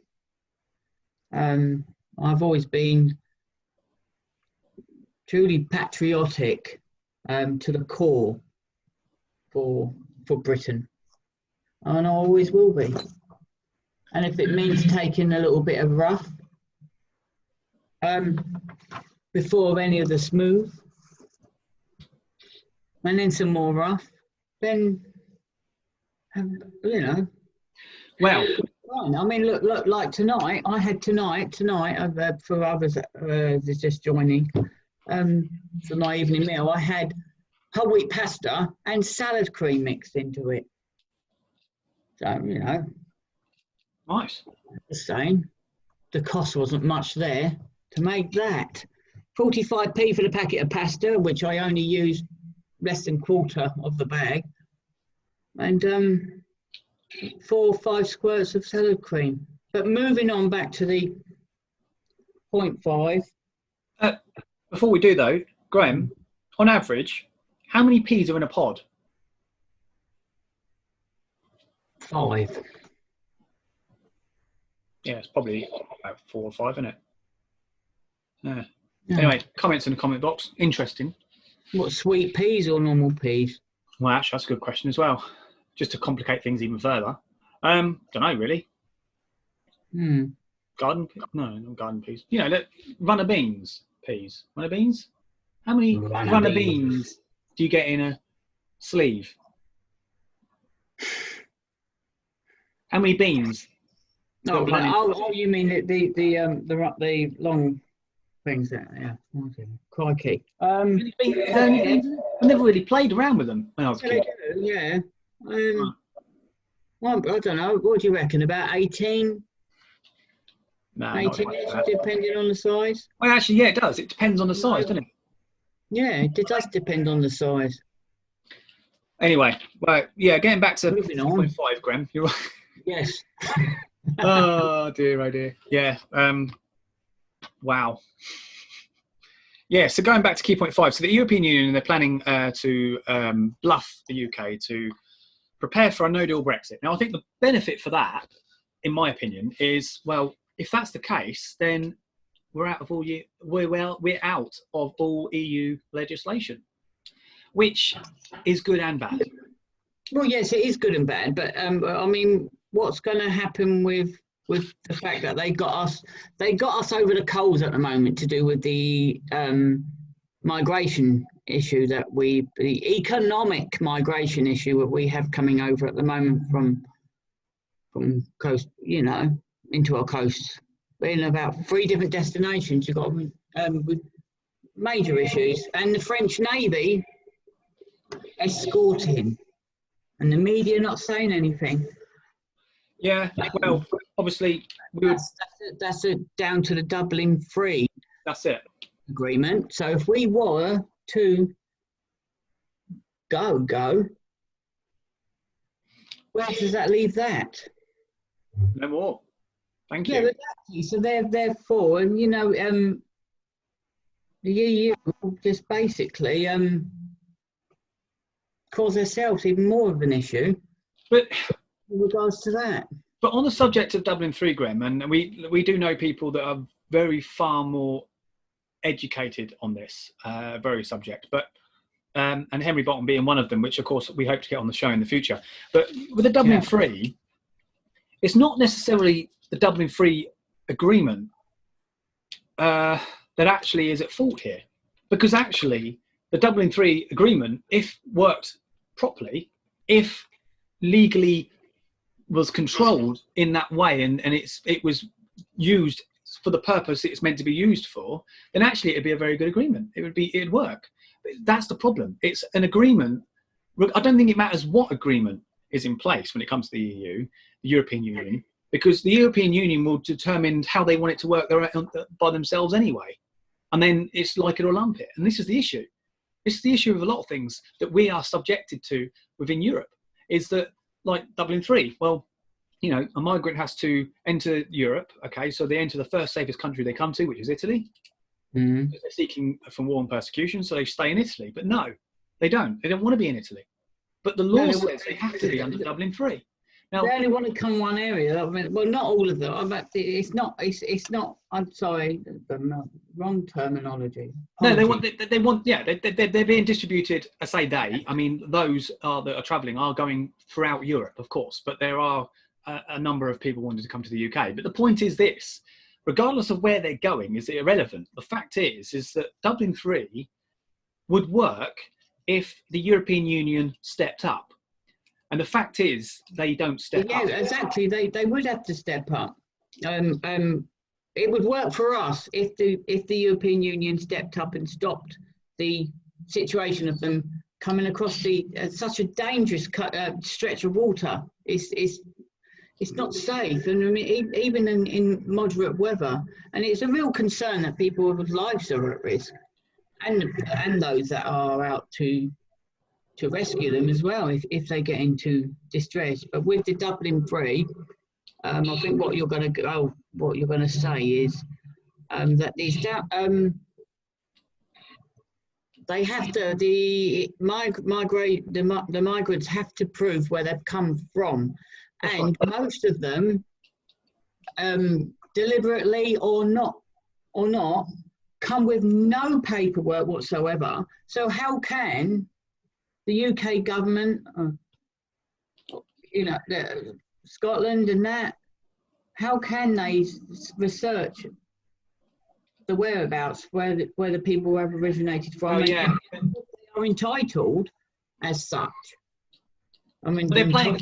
It's political. They're playing to the advantages of the loopholes. For example, it's like I understand it that if a migrant comes into the UK and they have no documentation, then our position then as a nation is to then give them the necessary rights that they should then be entitled to, such as food and clothing and supplies, everyday means. And then they open up the claim then in that country of which they destined for. So they stop here. So therefore we open the claim here. And that's where the problem lies. It then becomes our problem. And it's not so much our problem, it's a world problem, but it's becoming a problem for us particularly because we don't have the powers to send them back under Dublin 3 under certain conditions, under these particular conditions. So the whole point I'm making is this, is that the European Union, so going by a no-deal Brexit would be beneficial because we pull ourselves out of lots of different legislations. We'll make our own EU law, which is, which I know the likes of James O'Brien frowns upon. He doesn't like that, does it? Oh, UK law. But no, the point is this. We create our own law, and then we have the power by no means from others to suggest that we can't do something. So, for example, the European Union should be advocate. They should be the ones stepping to the plate. They should be the ones enforcing Dublin 3, but they're not. They should be penalising nations for allowing the trafficking. For example, nobody can say for sure, but you cannot say that the countries have an equal responsibility in Europe. They're travelling through Europe, they're travelling to the UK, but they're allowing them through. They have to be, because they should be being stopped. The French, before, I said this in the previous show, but the French, before they get into France from places like Italy and Germany, they should be pushed back. No, this is, you should be back to Italy because that's where you came in. Now, I do feel sorry for Italy because why should Italy front the burden?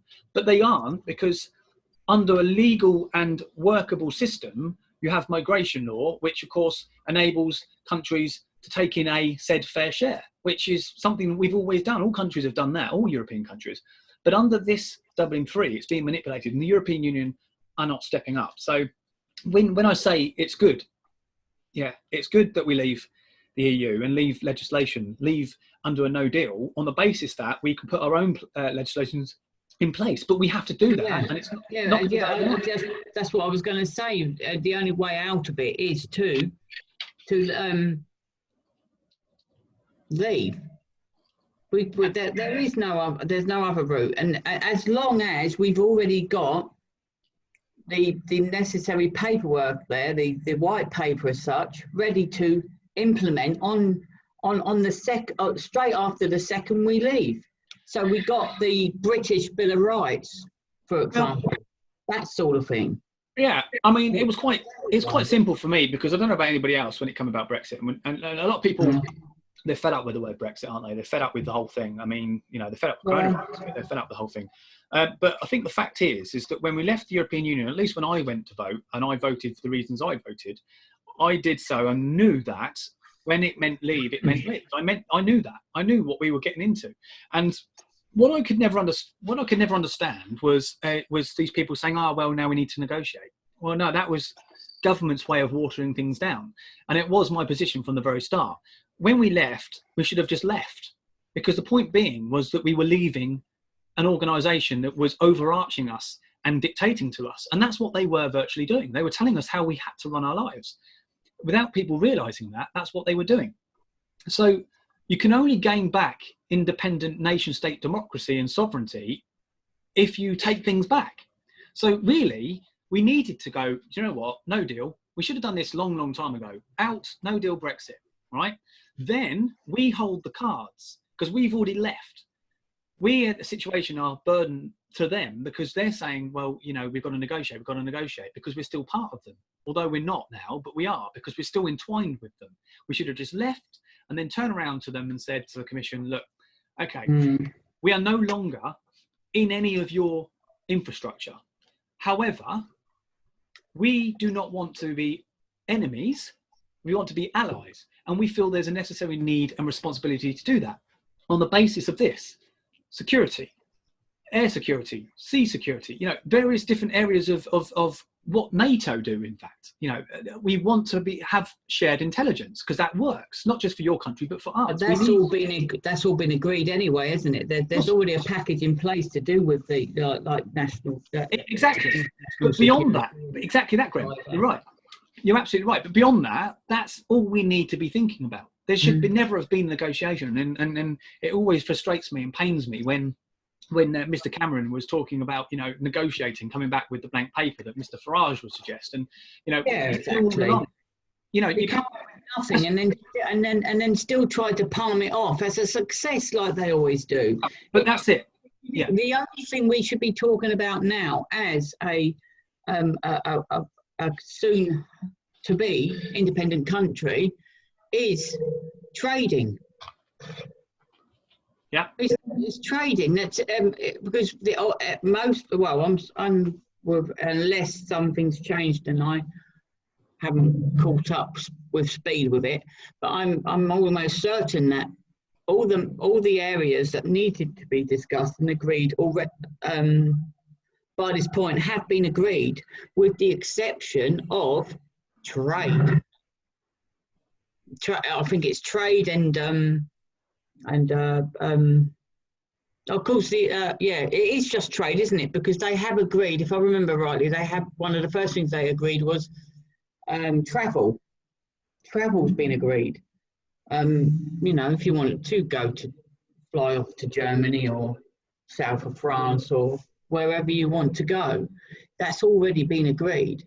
And the threat that the younger generation were going to lose their ability to use their data. I mean, but that's been proven to be just a total car wash of falseness. Yeah, I mean, it's just exactly. Robin Colin Franklin, thank you for expressing your questions on the page. He says, asylum applicants' fingerprints are run through an EU database to determine which EU countries a person is registered in. Can't we just take these migrants' fingerprints, match it to a database, and then return them to the country of origin? Now, absolutely, I think we could.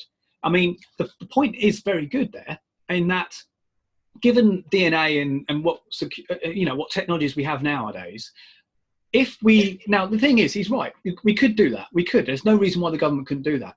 However, we could only do that if we leave the Dublin III legislation, the Dublin III agreement, which I think we are going to do. I've got a strong suspicion to believe that under the leaving of the European Union, and officially leave, and that be it infrastructure, that will be one of the things that we will leave, because it hasn't worked for us for a long, long time. I mean, I posted something just a little while back, that was talking about the statistics upon how large the population of this country is becoming. And it gave us some frightening, staggering results for 2030, so a decade in time, based on the current inward migration rates that we are seeing in the UK. Our country is going to be, well, they say it's actually larger than Italy at the moment, believe it or not, with the population that we hold and the land mass between the two countries of ourselves, UK and Italy. I'm going to be wrong here, I think, possibly, but I think Italy is slightly bigger than the UK. But we're actually bigger, we're higher in population. And that is quite a scary factor, when you think about the size that the UK is. We're a tiny nation in comparison to Europe. So that is a staggering thought, guys. So we do need to do something. And I say, yes, you're absolutely right. I think when we come out of the European Union and we leave the Dublin III, we should be able to put a system in place and work with Europe and say, well, look, we're out, but we want cohesion because it makes sense. We need it for both our sakes. So let's do a fingerprint system. We're absolutely right, Robin. And the fact is, by doing that, it's on a database. Yeah, okay, people always say, oh, yeah, but, you get people can manipulate databases, you get hackers and Trojans and all these sort of things. But, well, everything's technology now. I mean, so that could be said for anything. FBI, I'm sure, MI6, MI5, they use PCs and internet and software and technology and databases, all probably on live programs somewhere. So, there's ways and means. But I do absolutely believe you're absolutely right. Yeah, I mean, I think it's a great idea. Answer. Okay. Quite good, but the only thing is though, there's going to be the odd one or two that aren't going to have any fingerprints stored, which it will happen because people get through the net. They get through the net. But the majority, okay, they will have their fingerprints stored. But what do you do when the European country you wish to return the migrant from refuses, and if they refuse, are we able to then by law to demand that they pay us the cost to keep that migrant? Well, without being too, how do you say this? Without being overly critical or being too, pointing the finger, I think there has been an element of this. Now, there has been suggestion that governments are working with other governments for a mutual cause. So when France identify that somebody wants to go to the UK, when Italy want to identify and find that people want to go to the UK, the two countries get talking. Little do we realise this. And then it's a possibility. I'm not saying this happens, but you've just got to think about this for a moment. Are they working together? For example, France say to us, well, they don't want to be here. They want to be over there. Okay, so well, how about you pay us this money then and you will let them go? Yeah, exactly. Yeah, so, I mean, it's people trafficking. It's illegal activity. This is what's really happening. So who knows that the cartels, if we call them that, are not coordinating with individuals within civil servancies and creating this sort of free passage. Now, that is an absolute conspiracy, of course, and only can be seen as a conspiracy, whether you believe it or not. But it makes you wonder. It begs the question, and we wonder how these people are being transported in the channel, and they're not just swimming up. It's a big concern, mate. I mean, I want to touch up on something that you just brought up with regards to governments colluding. Yeah, because that's the word, colluding. Yeah. With the current situation, it has it's come to me a couple of times, and I'm thinking, no, surely not. But I reckon probably.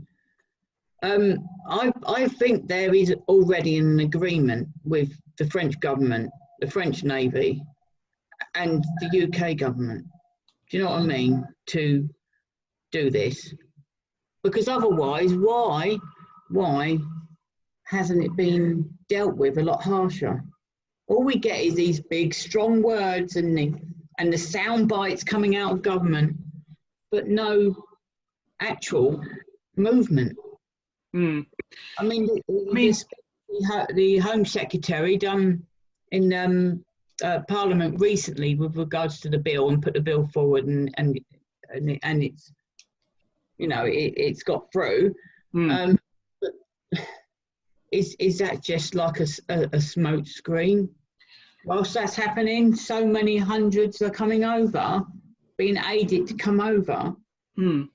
Well, Graham, it's a good point here because Robin says it's in the Dublin 3. The fingerprint testings are in Dublin 3 already, and it says that on the government website. But that's an interesting point because even though something so good as what Robin has just suggested is in Dublin 3, but it's not being done, right? Or at least if it is, why is it not being acted upon? Which is my whole point.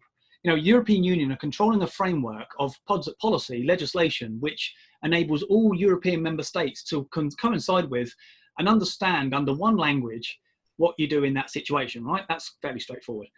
But what they're not doing... they've got that legislation in place. You are correct, what our country, what our government can do.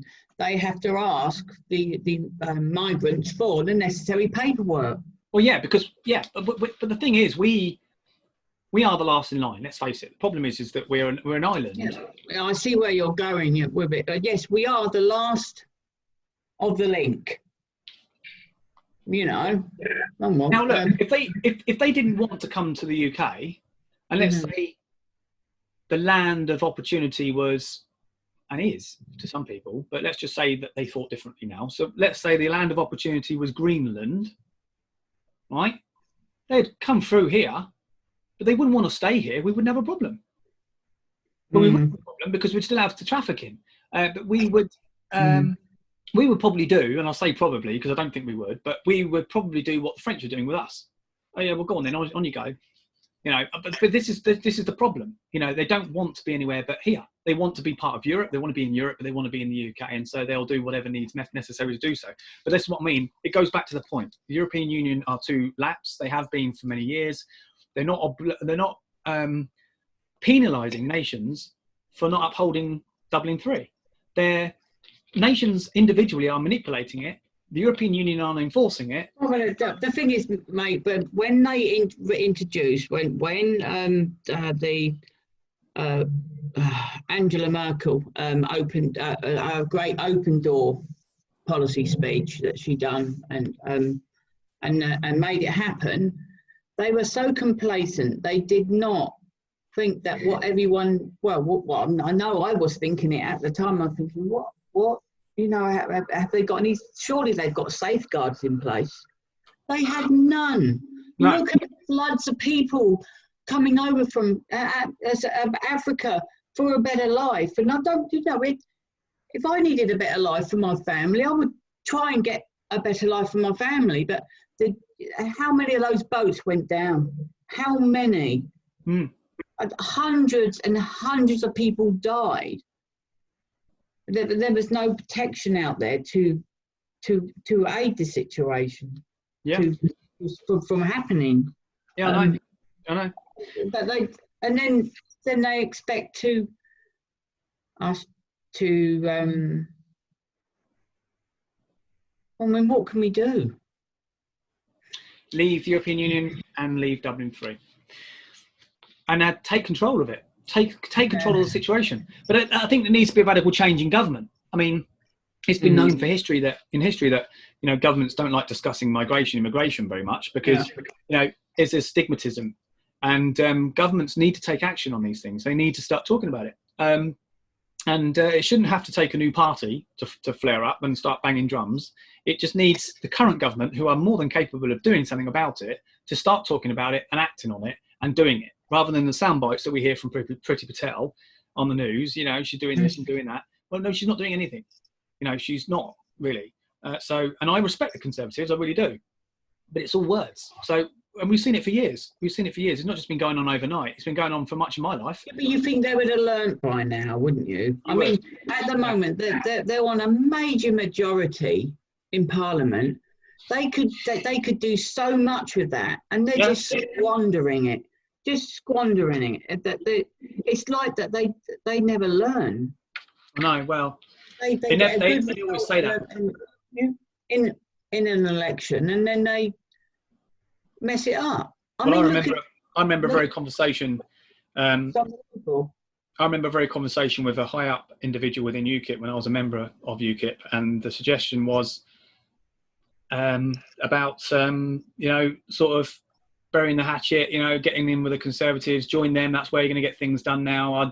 You know, our job's done. And I thought, but that means trusting the Tories. When has anybody ever trusted the Tories? Whenever has anybody trusted the Labour Party? The fact is, we needed the UK Independence Party at the time to deliver messages because no one was listening. And so UKIP did that. But then to turn around and change the narrative and say, well, actually, now you've got to join the Conservatives now because that's the best way to get things done. I couldn't wash with that. I couldn't work with that. You know, and even still to this day, if I had a choice, I would always choose Conservative over Labour. That's my choice if that was the only options on the ballot. However, I wouldn't openly join them, I think.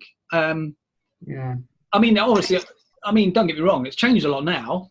Obviously, we didn't ever anticipate having a government like Boris Johnson, did we? You know, we could have had Theresa May for as long as we can think of, which for me would be quite frightening. I'm sure you agree. Only because she was doing it. It's a bit of a concern, isn't it? It was. But anyway, we've touched on that, and I want to say thanks to everybody that's come in on the stream and discussed this with us. I mean, it is a touchy subject. Yeah, thank you. a very difficult subject, and regardless of what your views are, we've all got different opinions on this, and of course everyone's entitled to their opinions. But I think reality speaks, and I like that word. I think that the fact is that however which way you look at this, the European Union have not done their job. They've been lax. They have not respected their own rules by the Dublin Three. They've not enforced it on nations by undermining the rules, and yet, so I think it can only be a good thing in that alone by leaving the European Union. But there's other areas, and we're not going to get onto it. We've had these debates over the last 3 years, haven't we? So, in a few weeks' time, we're hoping to get a border security experienced person on. So yeah, and no doubt we will, Graham. And of course, that will also enable us to allow you, the listeners, to understand more of the issue. For as much as you know already, I mean, research is a wonderful thing. You know, good internet. You know, you can find all sorts of things out if you really put your mind to it. And if you want to learn, it's there to see. You know, you can make your own minds up, which is why I'm like you, Graham. That's why I think I'm more centre right, because I look for what I need to see, not what I want to see, but what I need to see. And as much as needing to see things can be painful to understand sometimes, or want to understand, it's reality that you have to follow. You know, and it's all very well glossing things over, but it comes back to that point of being a realist, doesn't it? If you want to be real, then see what's there to see, weigh up your options, but go with what's real, go with what's there and what's happening, and then work it out amongst yourselves. Don't lead a lie, because as much as that might be okay for you, that said individual, you're not doing yourself any favours. But that's the difference between left and right politics. That's how I view it anyway. Call me right or wrong. So we move on to point 6. It's a reasonably quick point. Reasonably quick one. We've got 2 more points, guys. The BBC, apparently it's been said that the BBC are preparing to scrap the TV licence for over 75s in August, says Lord Hill. Did I say Lord Hill? Lord Hall. And that was on the Daily Mail today. So scrapping the TV licence for over 75s. Now, Graham, you said something before we caught on with the live here, didn't you? How you think that might have changed? Yes, I can remember. If someone, I don't know if is Robin still online? He might well be. Yeah, I think he is. I'm sure he can research into it. But I'm sure it's about. It was some point this week that it came up in topic. I'm not sure what MP it was in Parliament that actually said it now, but they're about asking, will the government get the BBC to withhold their decision about August, and I can remember something about October. So there's a possibility that the BBC will look at it again in October, but to implement it. I think it's disgusting. Personally, myself, I just think it is totally disgusting that they will take away this. It's a lifeline to a lot of elderly people. Believe it or not, you know, most elderly people have lost their partners because of it. Happens to us all when we get old, and you know, they don't have much in life except to relax and watch their Emmerdale and watch their EastEnders and Coronation Street, and I mean, some of them might even watch Hollyoaks. But at the end of the day, it's what they enjoy doing, and they would not be able to probably afford to pay for the TV licence out of the pension that they're getting unless they've got some form of savings. Now, bearing in mind the pension, they're talking about pensions now. We could have easily brought up pensions at within 0.5, I suppose. Couldn't we? We could have brought up. Yeah. The UK pension is so much lower than it is anywhere else, I believe, in the European Union. I mean, especially in Germany and France. I mean, which it annoys me. It annoys me that the old dears and gents over here are trying to survive on a ridiculous pension, which is really difficult for them to get about on, and they're going to have their TV license stopped. It's ridiculous, totally ridiculous. Well, maybe that's why we don't see migrants coming over that's of the age of 70 or 75 and over. Of course. These people aren't silly now, are they? Graham, yeah, I think it's crazy. I think scrapping TV license, it is crazy. Yeah. TV license fee, hang on, scrap free TV licenses for over 75s. Yeah. I do think it's silly, but then again, I think it's just about time. I don't want to be too negative about the BBC, and we all like to be a bit here and there, but I think it's just about time they disappeared, really, isn't it? I think the BBC are finished now. I think it was a thing of the past. Well, they won't disappear. They will just have to go commercial, won't they, down route? They'll have no choice, which means EastEnders, the viewing sort of spec of EastEnders, for example, will go from 28 minutes down to about 17 because of the glorified adverts. Well, unless, not that I'd want to give the BBC any money, but unless somebody buys them out. If Sky buy out BBC, then they take all the broadcasting rights to, I don't know, Emmerdale and, is it not Emmerdale, that's ITV, isn't it? To EastEnders and so on and so forth. Why can't they do that? I think much more people would be more happy, I think, to see it on Sky. Or even, maybe not even on Sky, but I don't know. Why can't it be on terrestrial? I mean, not terrestrial. What do you call it? The cable. Terrestrial. Yeah. Why should people have to? See, the thing is, it was an old school thing, wasn't it? TV licenses. It was all about black and white televisions, wasn't it? And paying for a TV almost, wasn't it? And paying a subscription almost for your TV. It was so outdated. And to think now, you could get a TV license for black and white. Yeah. And a TV license for colour. That's right. Yeah. I remember that. 2 different rates. Obviously, slightly cheaper for the black and white, but it's such an outdated system. I mean, it's 2020 for crying out loud. We shouldn't need the BBC telling us we have to pay a license for something that we've paid 3 times the amount of nowadays. It's so outdated. The BBC. What is it at the moment? Is it 182 or 50 or 185? I don't know. I don't know. No, hang on. Is it 188? Something like that. No idea. And another thing we've got to look up as well, the population of this country. I'm sure in the year 2000, 65 to 67 million, isn't it? Well, at the moment, 67-ish. 67.5 million, I think. In around about 98, round it off to year 2000, I believe it was about 56, 57 million. So look how much we've jumped. And that is that amount is quite massive.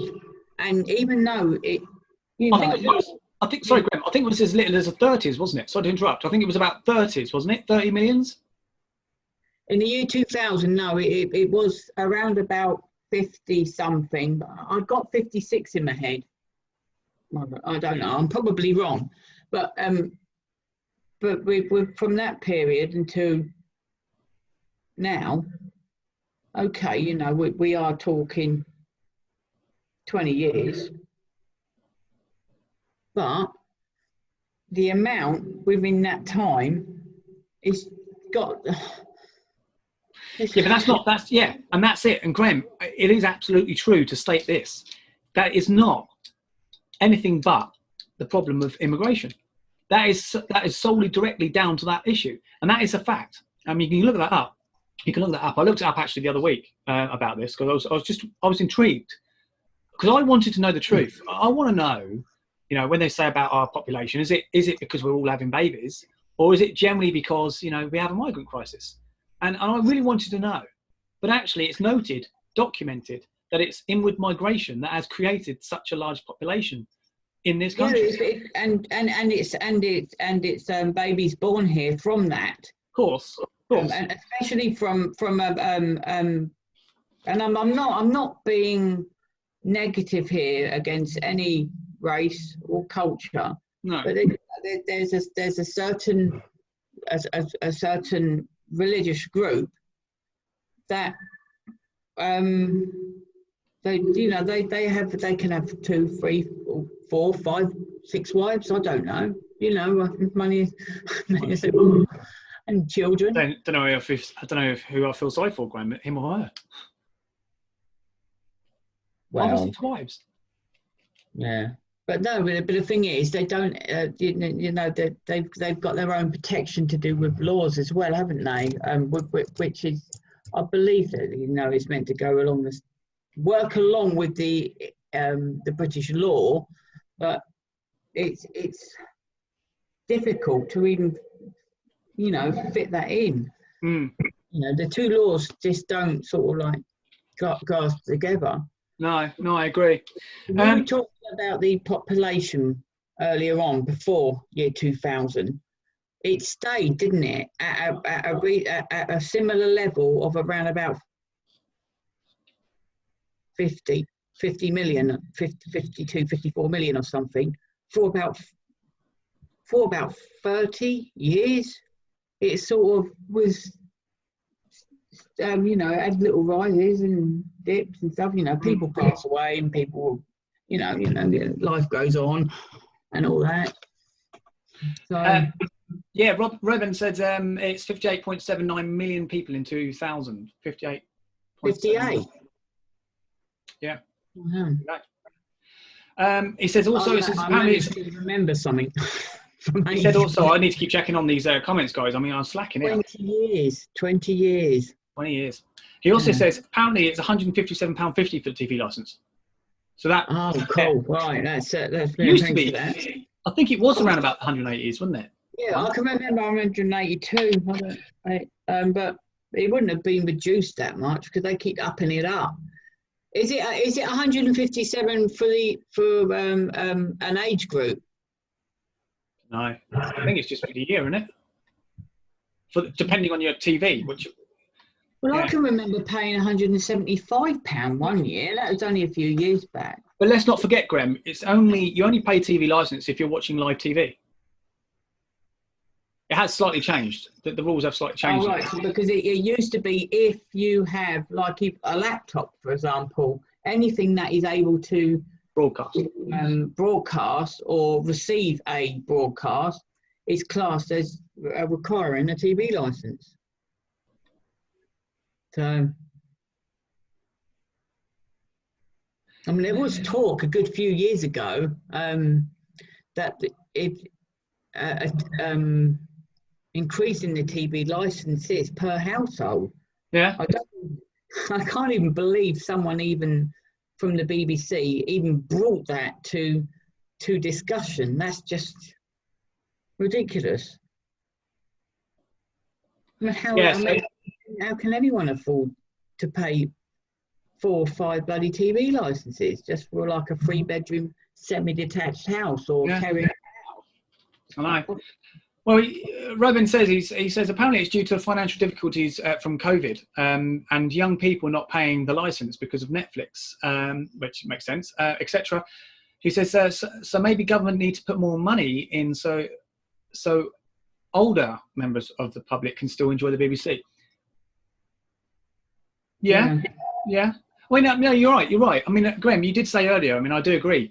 People do rely on the BBC. I mean, I don't want to be too critical of them. I mean, you've got the elderly population who have only known the BBC or only ever watched the BBC, and so it needs to be readily available for them. And I don't feel it's right that they should be charged full-on TV license. I think, if anything, we should be able to help our senior citizens out, shouldn't we? So, do you know what? I'd be quite happy. I mean, I wouldn't be happy, but I would accept.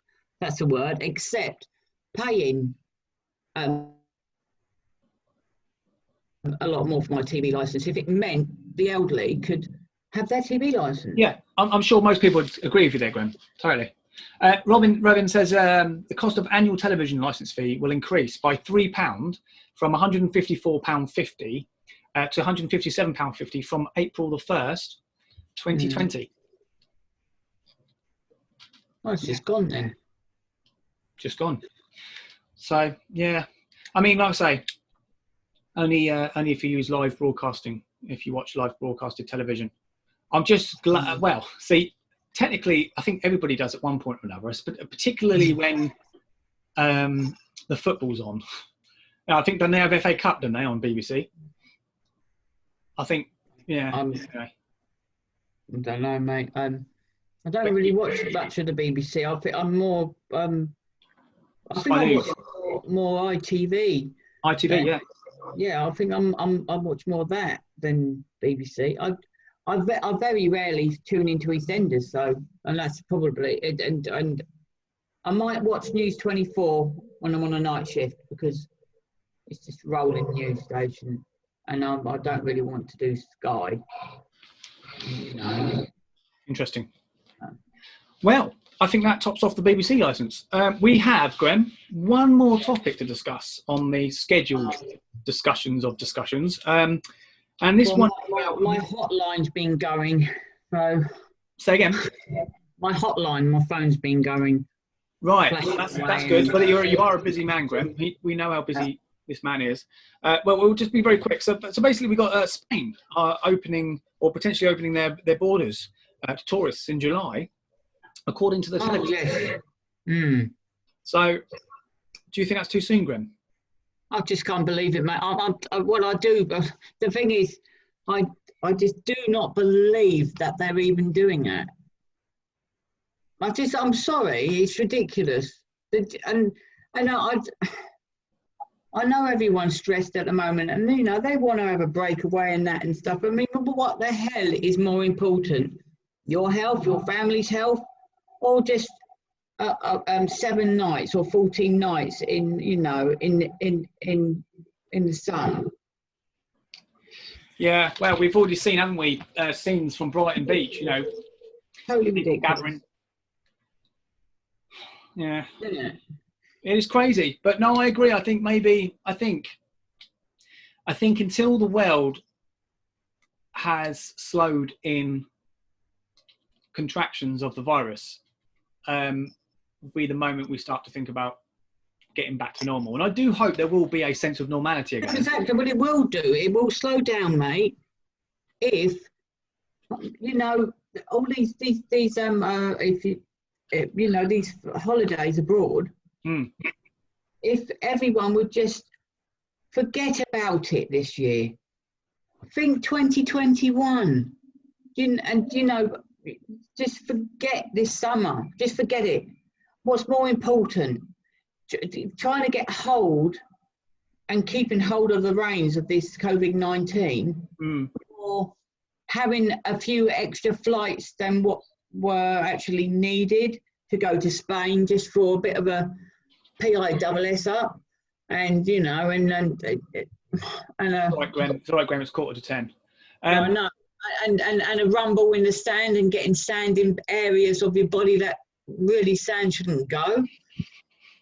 Flies, and stuff. No, it's ridiculous, man. I mean, it is, but yeah. So there's again, it's like there's two ways of looking at this. I agree with you 110%, but you're going to have those people that talk about the economy, and you're going to have those sort of people that say about, like for example, TUI, the airline supplier, they're struggling. Well, all of them are, but they're saying about redundancies, and they're one of the biggest, if not the biggest supplier in airlines.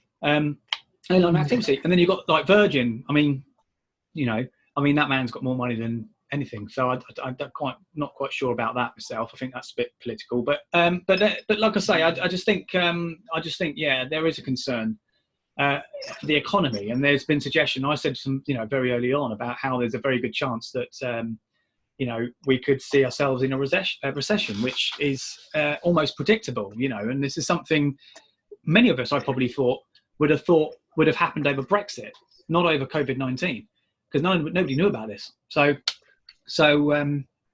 interestingly, yeah, there will be potentially, sadly, a recession, but as long as it's not too hard, because we don't want to be suffering for the next 3-4 years when we go back to considered normality. I think there will be a considered normality. I mean, I know people are saying, oh, there might not be a normal ever again. I think people will do. I think they will do. They'll want to go to clubs. Yeah, we'll get there eventually. I think so. I don't think people are saying that it's going to change us for forever. I don't think it will. I think people will be. I think certain things hopefully will change, but they will phase out again, mate. I mean, in my mum's generation, you know, and your mum and dad's generation, which is the next up from my mum and dad, you know, they wash their hands. Yeah. All the time. You know, our generation, I'm obviously a bit older than you, but I don't know, you wouldn't think so looking at these two faces, would you? I will admit myself, I did not realise how much less I am washing my hands prior to before this situation. Now I wash my hands all the time, and it is where it's needed. Like, you know, for example, I'll go out the house to go to the car. Yeah. Come back in, straight to the sink, and I wash my hands. But did I do that before? No. Did I do it the year before that? No. When was the last time I done that? Probably never. Well, I wash my hands, but I don't. How do I word it? I mean, despite coronavirus, I don't think I've led my life any differently. I've just been conscious. Like, for example, I've not gone out and come back in and washed my hands. I've because I've just done, like, for example, if I go to my car, I'll go to my car and do what I've got to do, and then I'll come out my car, go home, and I probably won't wash my hands. And then I might do a few other things, and then I'll wash my hands. I haven't changed my routines that much. Don't get me wrong. When I was working, I did. You know, when I was working with other people, when I was working in different environments. But since we have been in lockdown, I have been more relaxed, only simply because we've been in our own environments. So I haven't been washing my hands every 5 seconds or every... I have, though. I have. No, that's fair enough. Yeah, it's and I think I'll probably keep that reasonably going. I've for quite a while, but as I said, life moves on. Life becomes busy again, and we'll get busier. There is going to be 1 or 2 opportunities that I probably will not wash my hands because of the situation. Basically, probably won't allow it. Well, yeah. I mean, if you're out and about, Grem, and you know you're sitting there picking your nose, you're not going to have time to wash your hands because you're not near a sink or you're not near a lavatory or anything. So there are times where you're not going to be able to do that. You know, an unconscious, without being conscious of doing something, you'll do something. But the issue is hygiene. Yeah, everybody. Of course. Keep clean. It's a known fact. If we washed our hands more than what we used to, and we keep washing our hands, then the likelihood of us ever having a pandemic again is pretty low. Just damaged fingers. It's a fact, but it's just not going to materialise because we are humans and pretty hopeless. Hands do dishes. Can you get a condition from soft hands if you wash your hands too much? Can your skin start flaking? And I don't know. Can it damage your skin? I mean, you've got to be careful. You've got to weigh up the odds here when you have damaged skin, clean hands. You just use a decent soap, don't you? Yeah. Well, as long as and every now and then you can get you can have a little squirt of alcohol gel, but don't use too much of that stuff, mate, because it burns your skin. Yeah, it does. Well, it dries your skin out. It really does. It's not nice. It dries your skin out, Grem, because it's got alcohols in it, hasn't it? I don't know if you can see that. Yeah, I can see that. It's where it's all crack. It's cracking. It's I'm getting old though. Well, that's an ailment in itself. Don't put pressure on the NHS, Grem, will you, with that? No, I won't. Yeah. So anyway, the moral of the story is to keep washing your hands and being vigilant. I think a lot of people. I think what will hold out more and for longer is social distancing, but it will start to diminish and get back to normality. Yeah, I think it will. I think it will. I think social distancing will be automatic even when it's lifted for quite a few years. But the washing of hands, that will go before the diminishing of that. So it's a big concern, but we've all got to do our part to keep. Yeah, we have. Our We loved have. ones. But Graham, what's washing our hands and COVID-19 got to do directly with? Well, actually, it's got a lot to do with, Ben. What we're talking about. Yeah, otherwise you just pass it on. I mean, I know for a fact the amount of times I've touched my face. Well, I haven't counted it, but I'm sure that, you know, if someone wanted to bother looking back at this when it's published. But it's your face, isn't it? But you're clean. You haven't been kissing any dogs, have you? Well, yeah, earlier on I gave Susie Lockett a good old snog, bless her. She stuck her tongue up my nose. Yeah. Oh, fair enough then. Yeah. No, just look after ourselves. It's important. It is important, but yeah, I think the reasoning behind loved ones, isn't it? Yeah. Well, the reasoning behind Spain, I mean, opening up borders, July. Yeah, I think it is a bit too soon. I don't know. Maybe. Yeah. Right.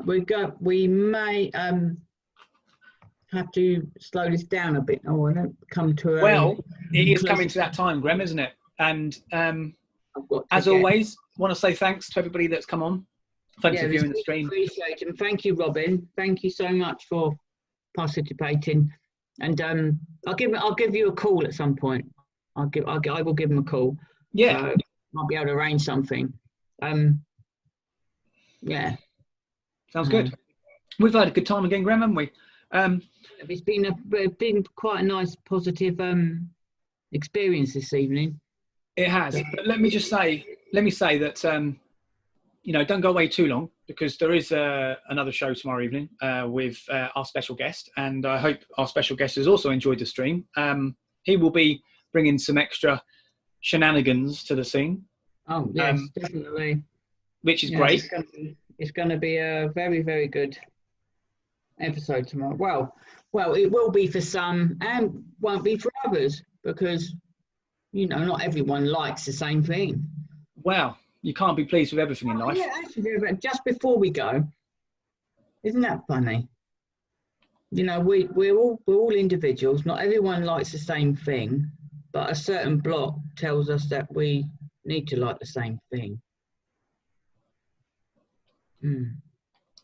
Yeah. Or no, accept it. Yes. Yeah. I don't know. I couldn't agree with you more, Grim. We are surrounded by authoritarians in this life, and we can be one of two people. We can be the suppressive form of person that says no, thank you very much, or we can be the whatever you say, master, and make yourself sad in the process. I think we know where we sit, and I think many of you also know where you sit, regardless. But anyway, you know, it's important to go and vote, because that is your given right. But vote responsibly. It is. Yeah. I mean, at the end of the day, vote responsibly. Exactly. Well, it's like alcohol, isn't it? Drink responsibly, vote responsibly. They should have that ballot paper. On the top of each ballot paper, they should have vote responsibly. Not give too many hints away, like don't vote for this lot, but just vote responsibly. There's an old saying, isn't there? And I believe it's probably one of the best learning curves that my parents taught me growing up.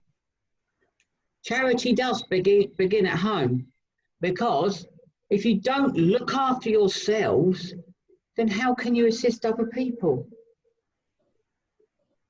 And if we all done that, there would be there would be a lot less situations of poverty in the world. Yeah. I mean, look, there's we was discussing.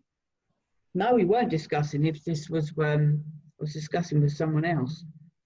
Oh, with certain townships and you know, in South Africa, they've got an awful lot of money and reserves, but do their people see it? No. Who pays?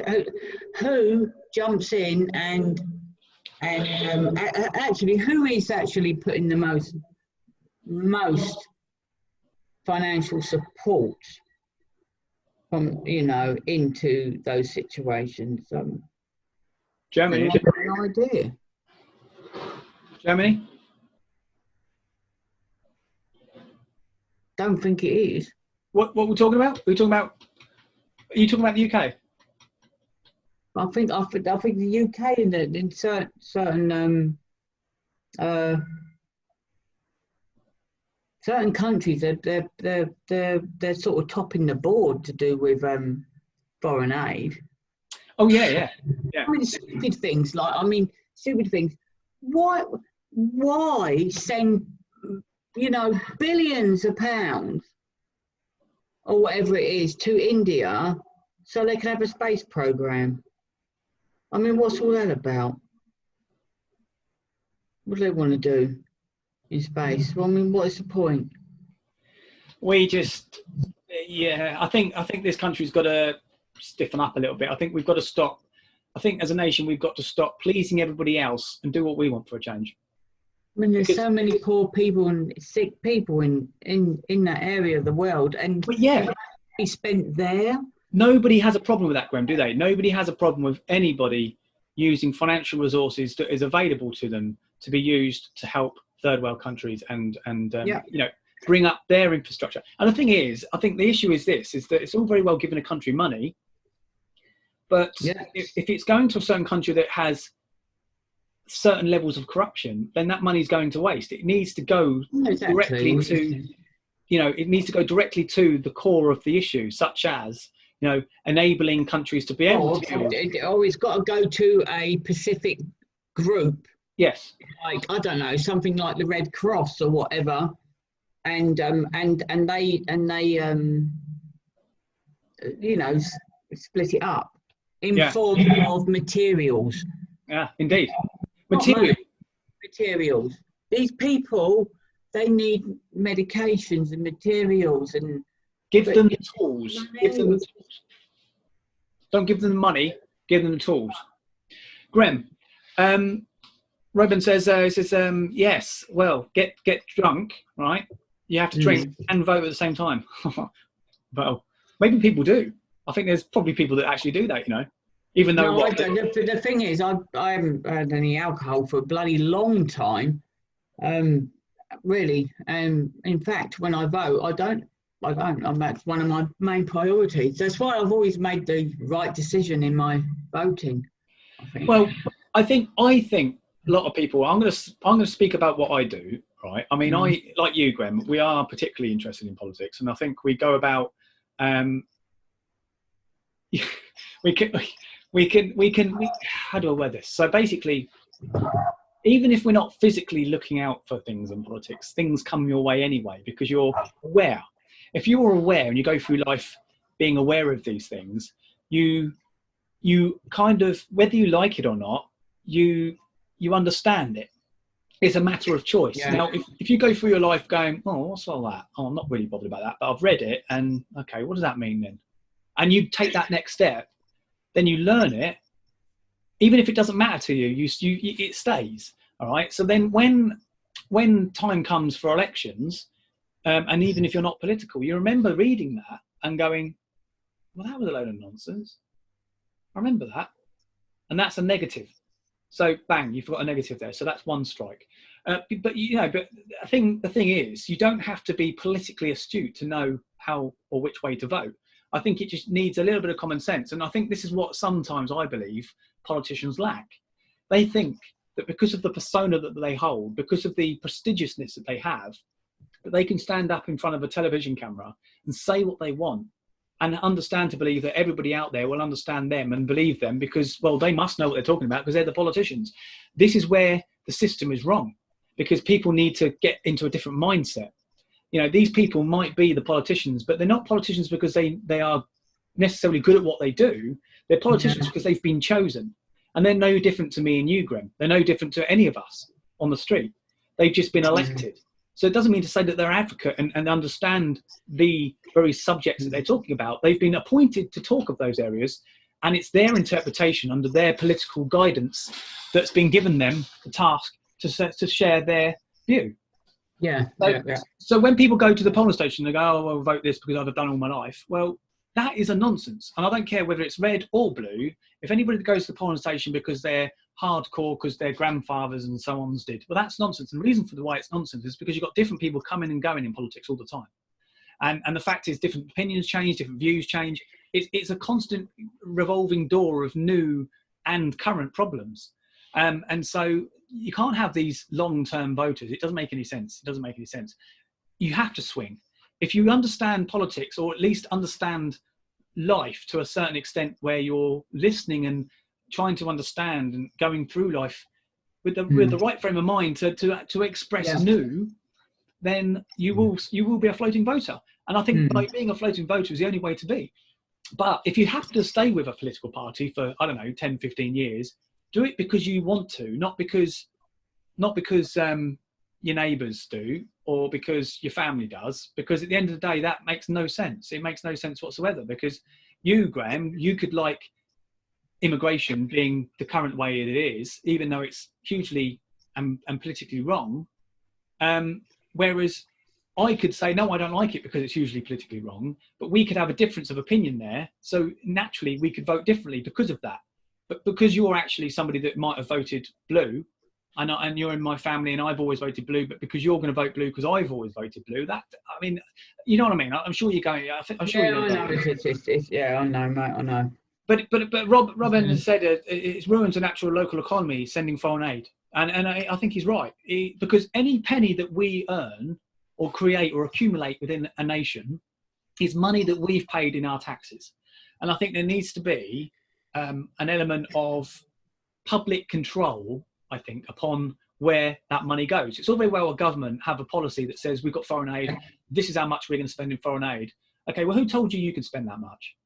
You've used that as a budget and you've said, well, that's what we're going to spend. But what about the public?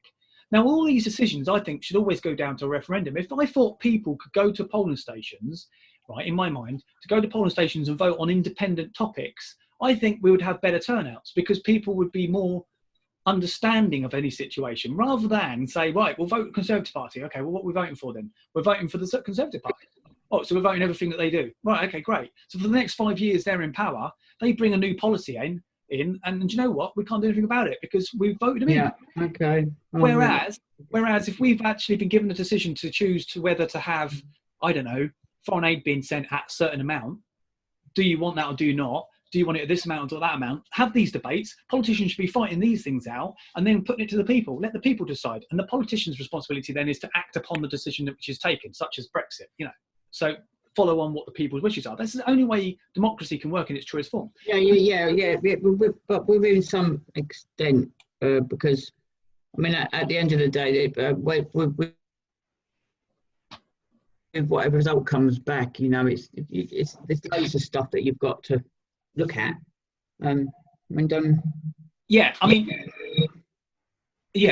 Situation, of course.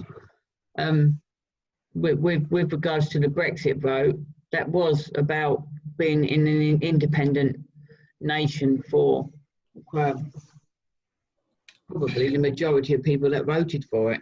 I think the fact is, Graham, I think what you're coming to really, I think what you're saying, Graham, is I think that the fact is that no matter how simplistic you make any situation to be understanding to the many, actually that could lead to confusion because it can be misinterpreted. So I can see what you're saying. So is that what you meant? Is that where you're coming from? Or along them lines. I mean, certain topics would need to be but you know, certain areas of certain topics would need to be discussed. Yeah. So, for example, the Brexit voted leave.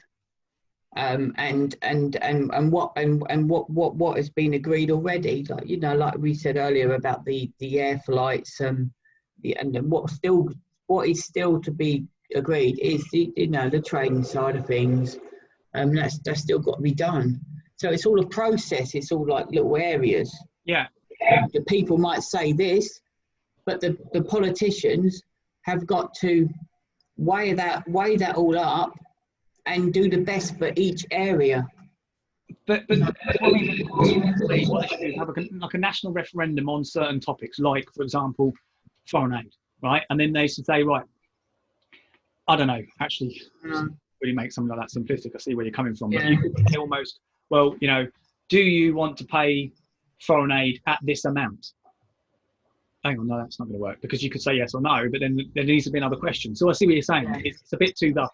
I think it's a subject we can go on and on and on. Oh yeah, I know. But I think it's getting on a bit. But I do think, actually, Graham, I think the problem is this. I don't think it's a matter of the fact that we're paying foreign aid, because no one's got an issue with foreign aid, as long as it's going in the right areas. And I think if it's the right areas, you know, the right people are getting the help that they need. Yeah. You know, the desperate, the needy, not the rich, you know, people. It's just it needs to go. It needs to go to the hands of the people and the workers, and so that we can get those economies, you know, more thriving more. And it comes back to a point I just want to add quickly that Robin said earlier. He said we need to make countries, nations, for those that are trying to seek away from, more appealing for them to want to stay in. Yeah. And actually, that's one way of doing it. If we help globally, now all nations have a responsibility under foreign aid, I suppose, but if we spent more time helping nations, prop nations up so they can be self-sufficient and be more globalist in that sense, then we wouldn't need migration in the first place. We wouldn't need it. Why would you not want to stay in your own country? Because like you and I, Graham, and there's many people that are watching, would say how proud we are to be British, because we are British, we're proud, we're English, we're British. Why would you want to move? Why would you need to move? That's the whole point of democracy. If you don't like something, you vote differently. You change the way things are to make your country better. And that's what I think that's where nations sometimes fail in democracy, where, as we know, countries rather take things out through war, which, okay, doesn't help matters, keeps people running off from their their countries to move to other countries that are considered safer. But then, anyway, that's another ball game altogether. But I do think there needs to be an element of global control amongst a group, to say to one another, look, let's help the world, and let's do it properly, not just give money to various governments who will never tell you where it's going. And next thing you know, 10 years down the line, they're still asking for the same donation. You know, that's no good. Well, it's going up all the time, isn't it? Because they ask, it goes up, and we pay it. You know, the West, not we. I mean, the West. You know, and Germany and France. You know, they pay the money. You know, we pay the money. You know, I'm not sure how much America puts in, but I'm sure America is one of the top for foreign aid, because they have to be, because they are seen as the world power. Well, I think China's screwed themselves over big time anyway, being they want to be world power. After what's happened recently, I just don't foresee. And in fact, as far as I'm concerned, they need to be penalised. Well, obviously, I think what's clear, Graham, is I think you're right, but I think on that basis, I think there will be a public inquiry, won't there? Yeah, there needs to be. We're going to have to end the show. We are. I was just about to say that. It's been great, Graham. And I know we've already said this, but thank you, everybody, for coming on. Really enjoyed ourselves. Thank you, everyone. We're back on tomorrow evening. Back on tomorrow evening. What time, Graham? 7 o'clock. 7 o'clock. There you go. I already knew that. I thought we'd mention it just in case those forgot. But no, absolutely, we'll be back tomorrow, and it's been a pleasure. 1 minute.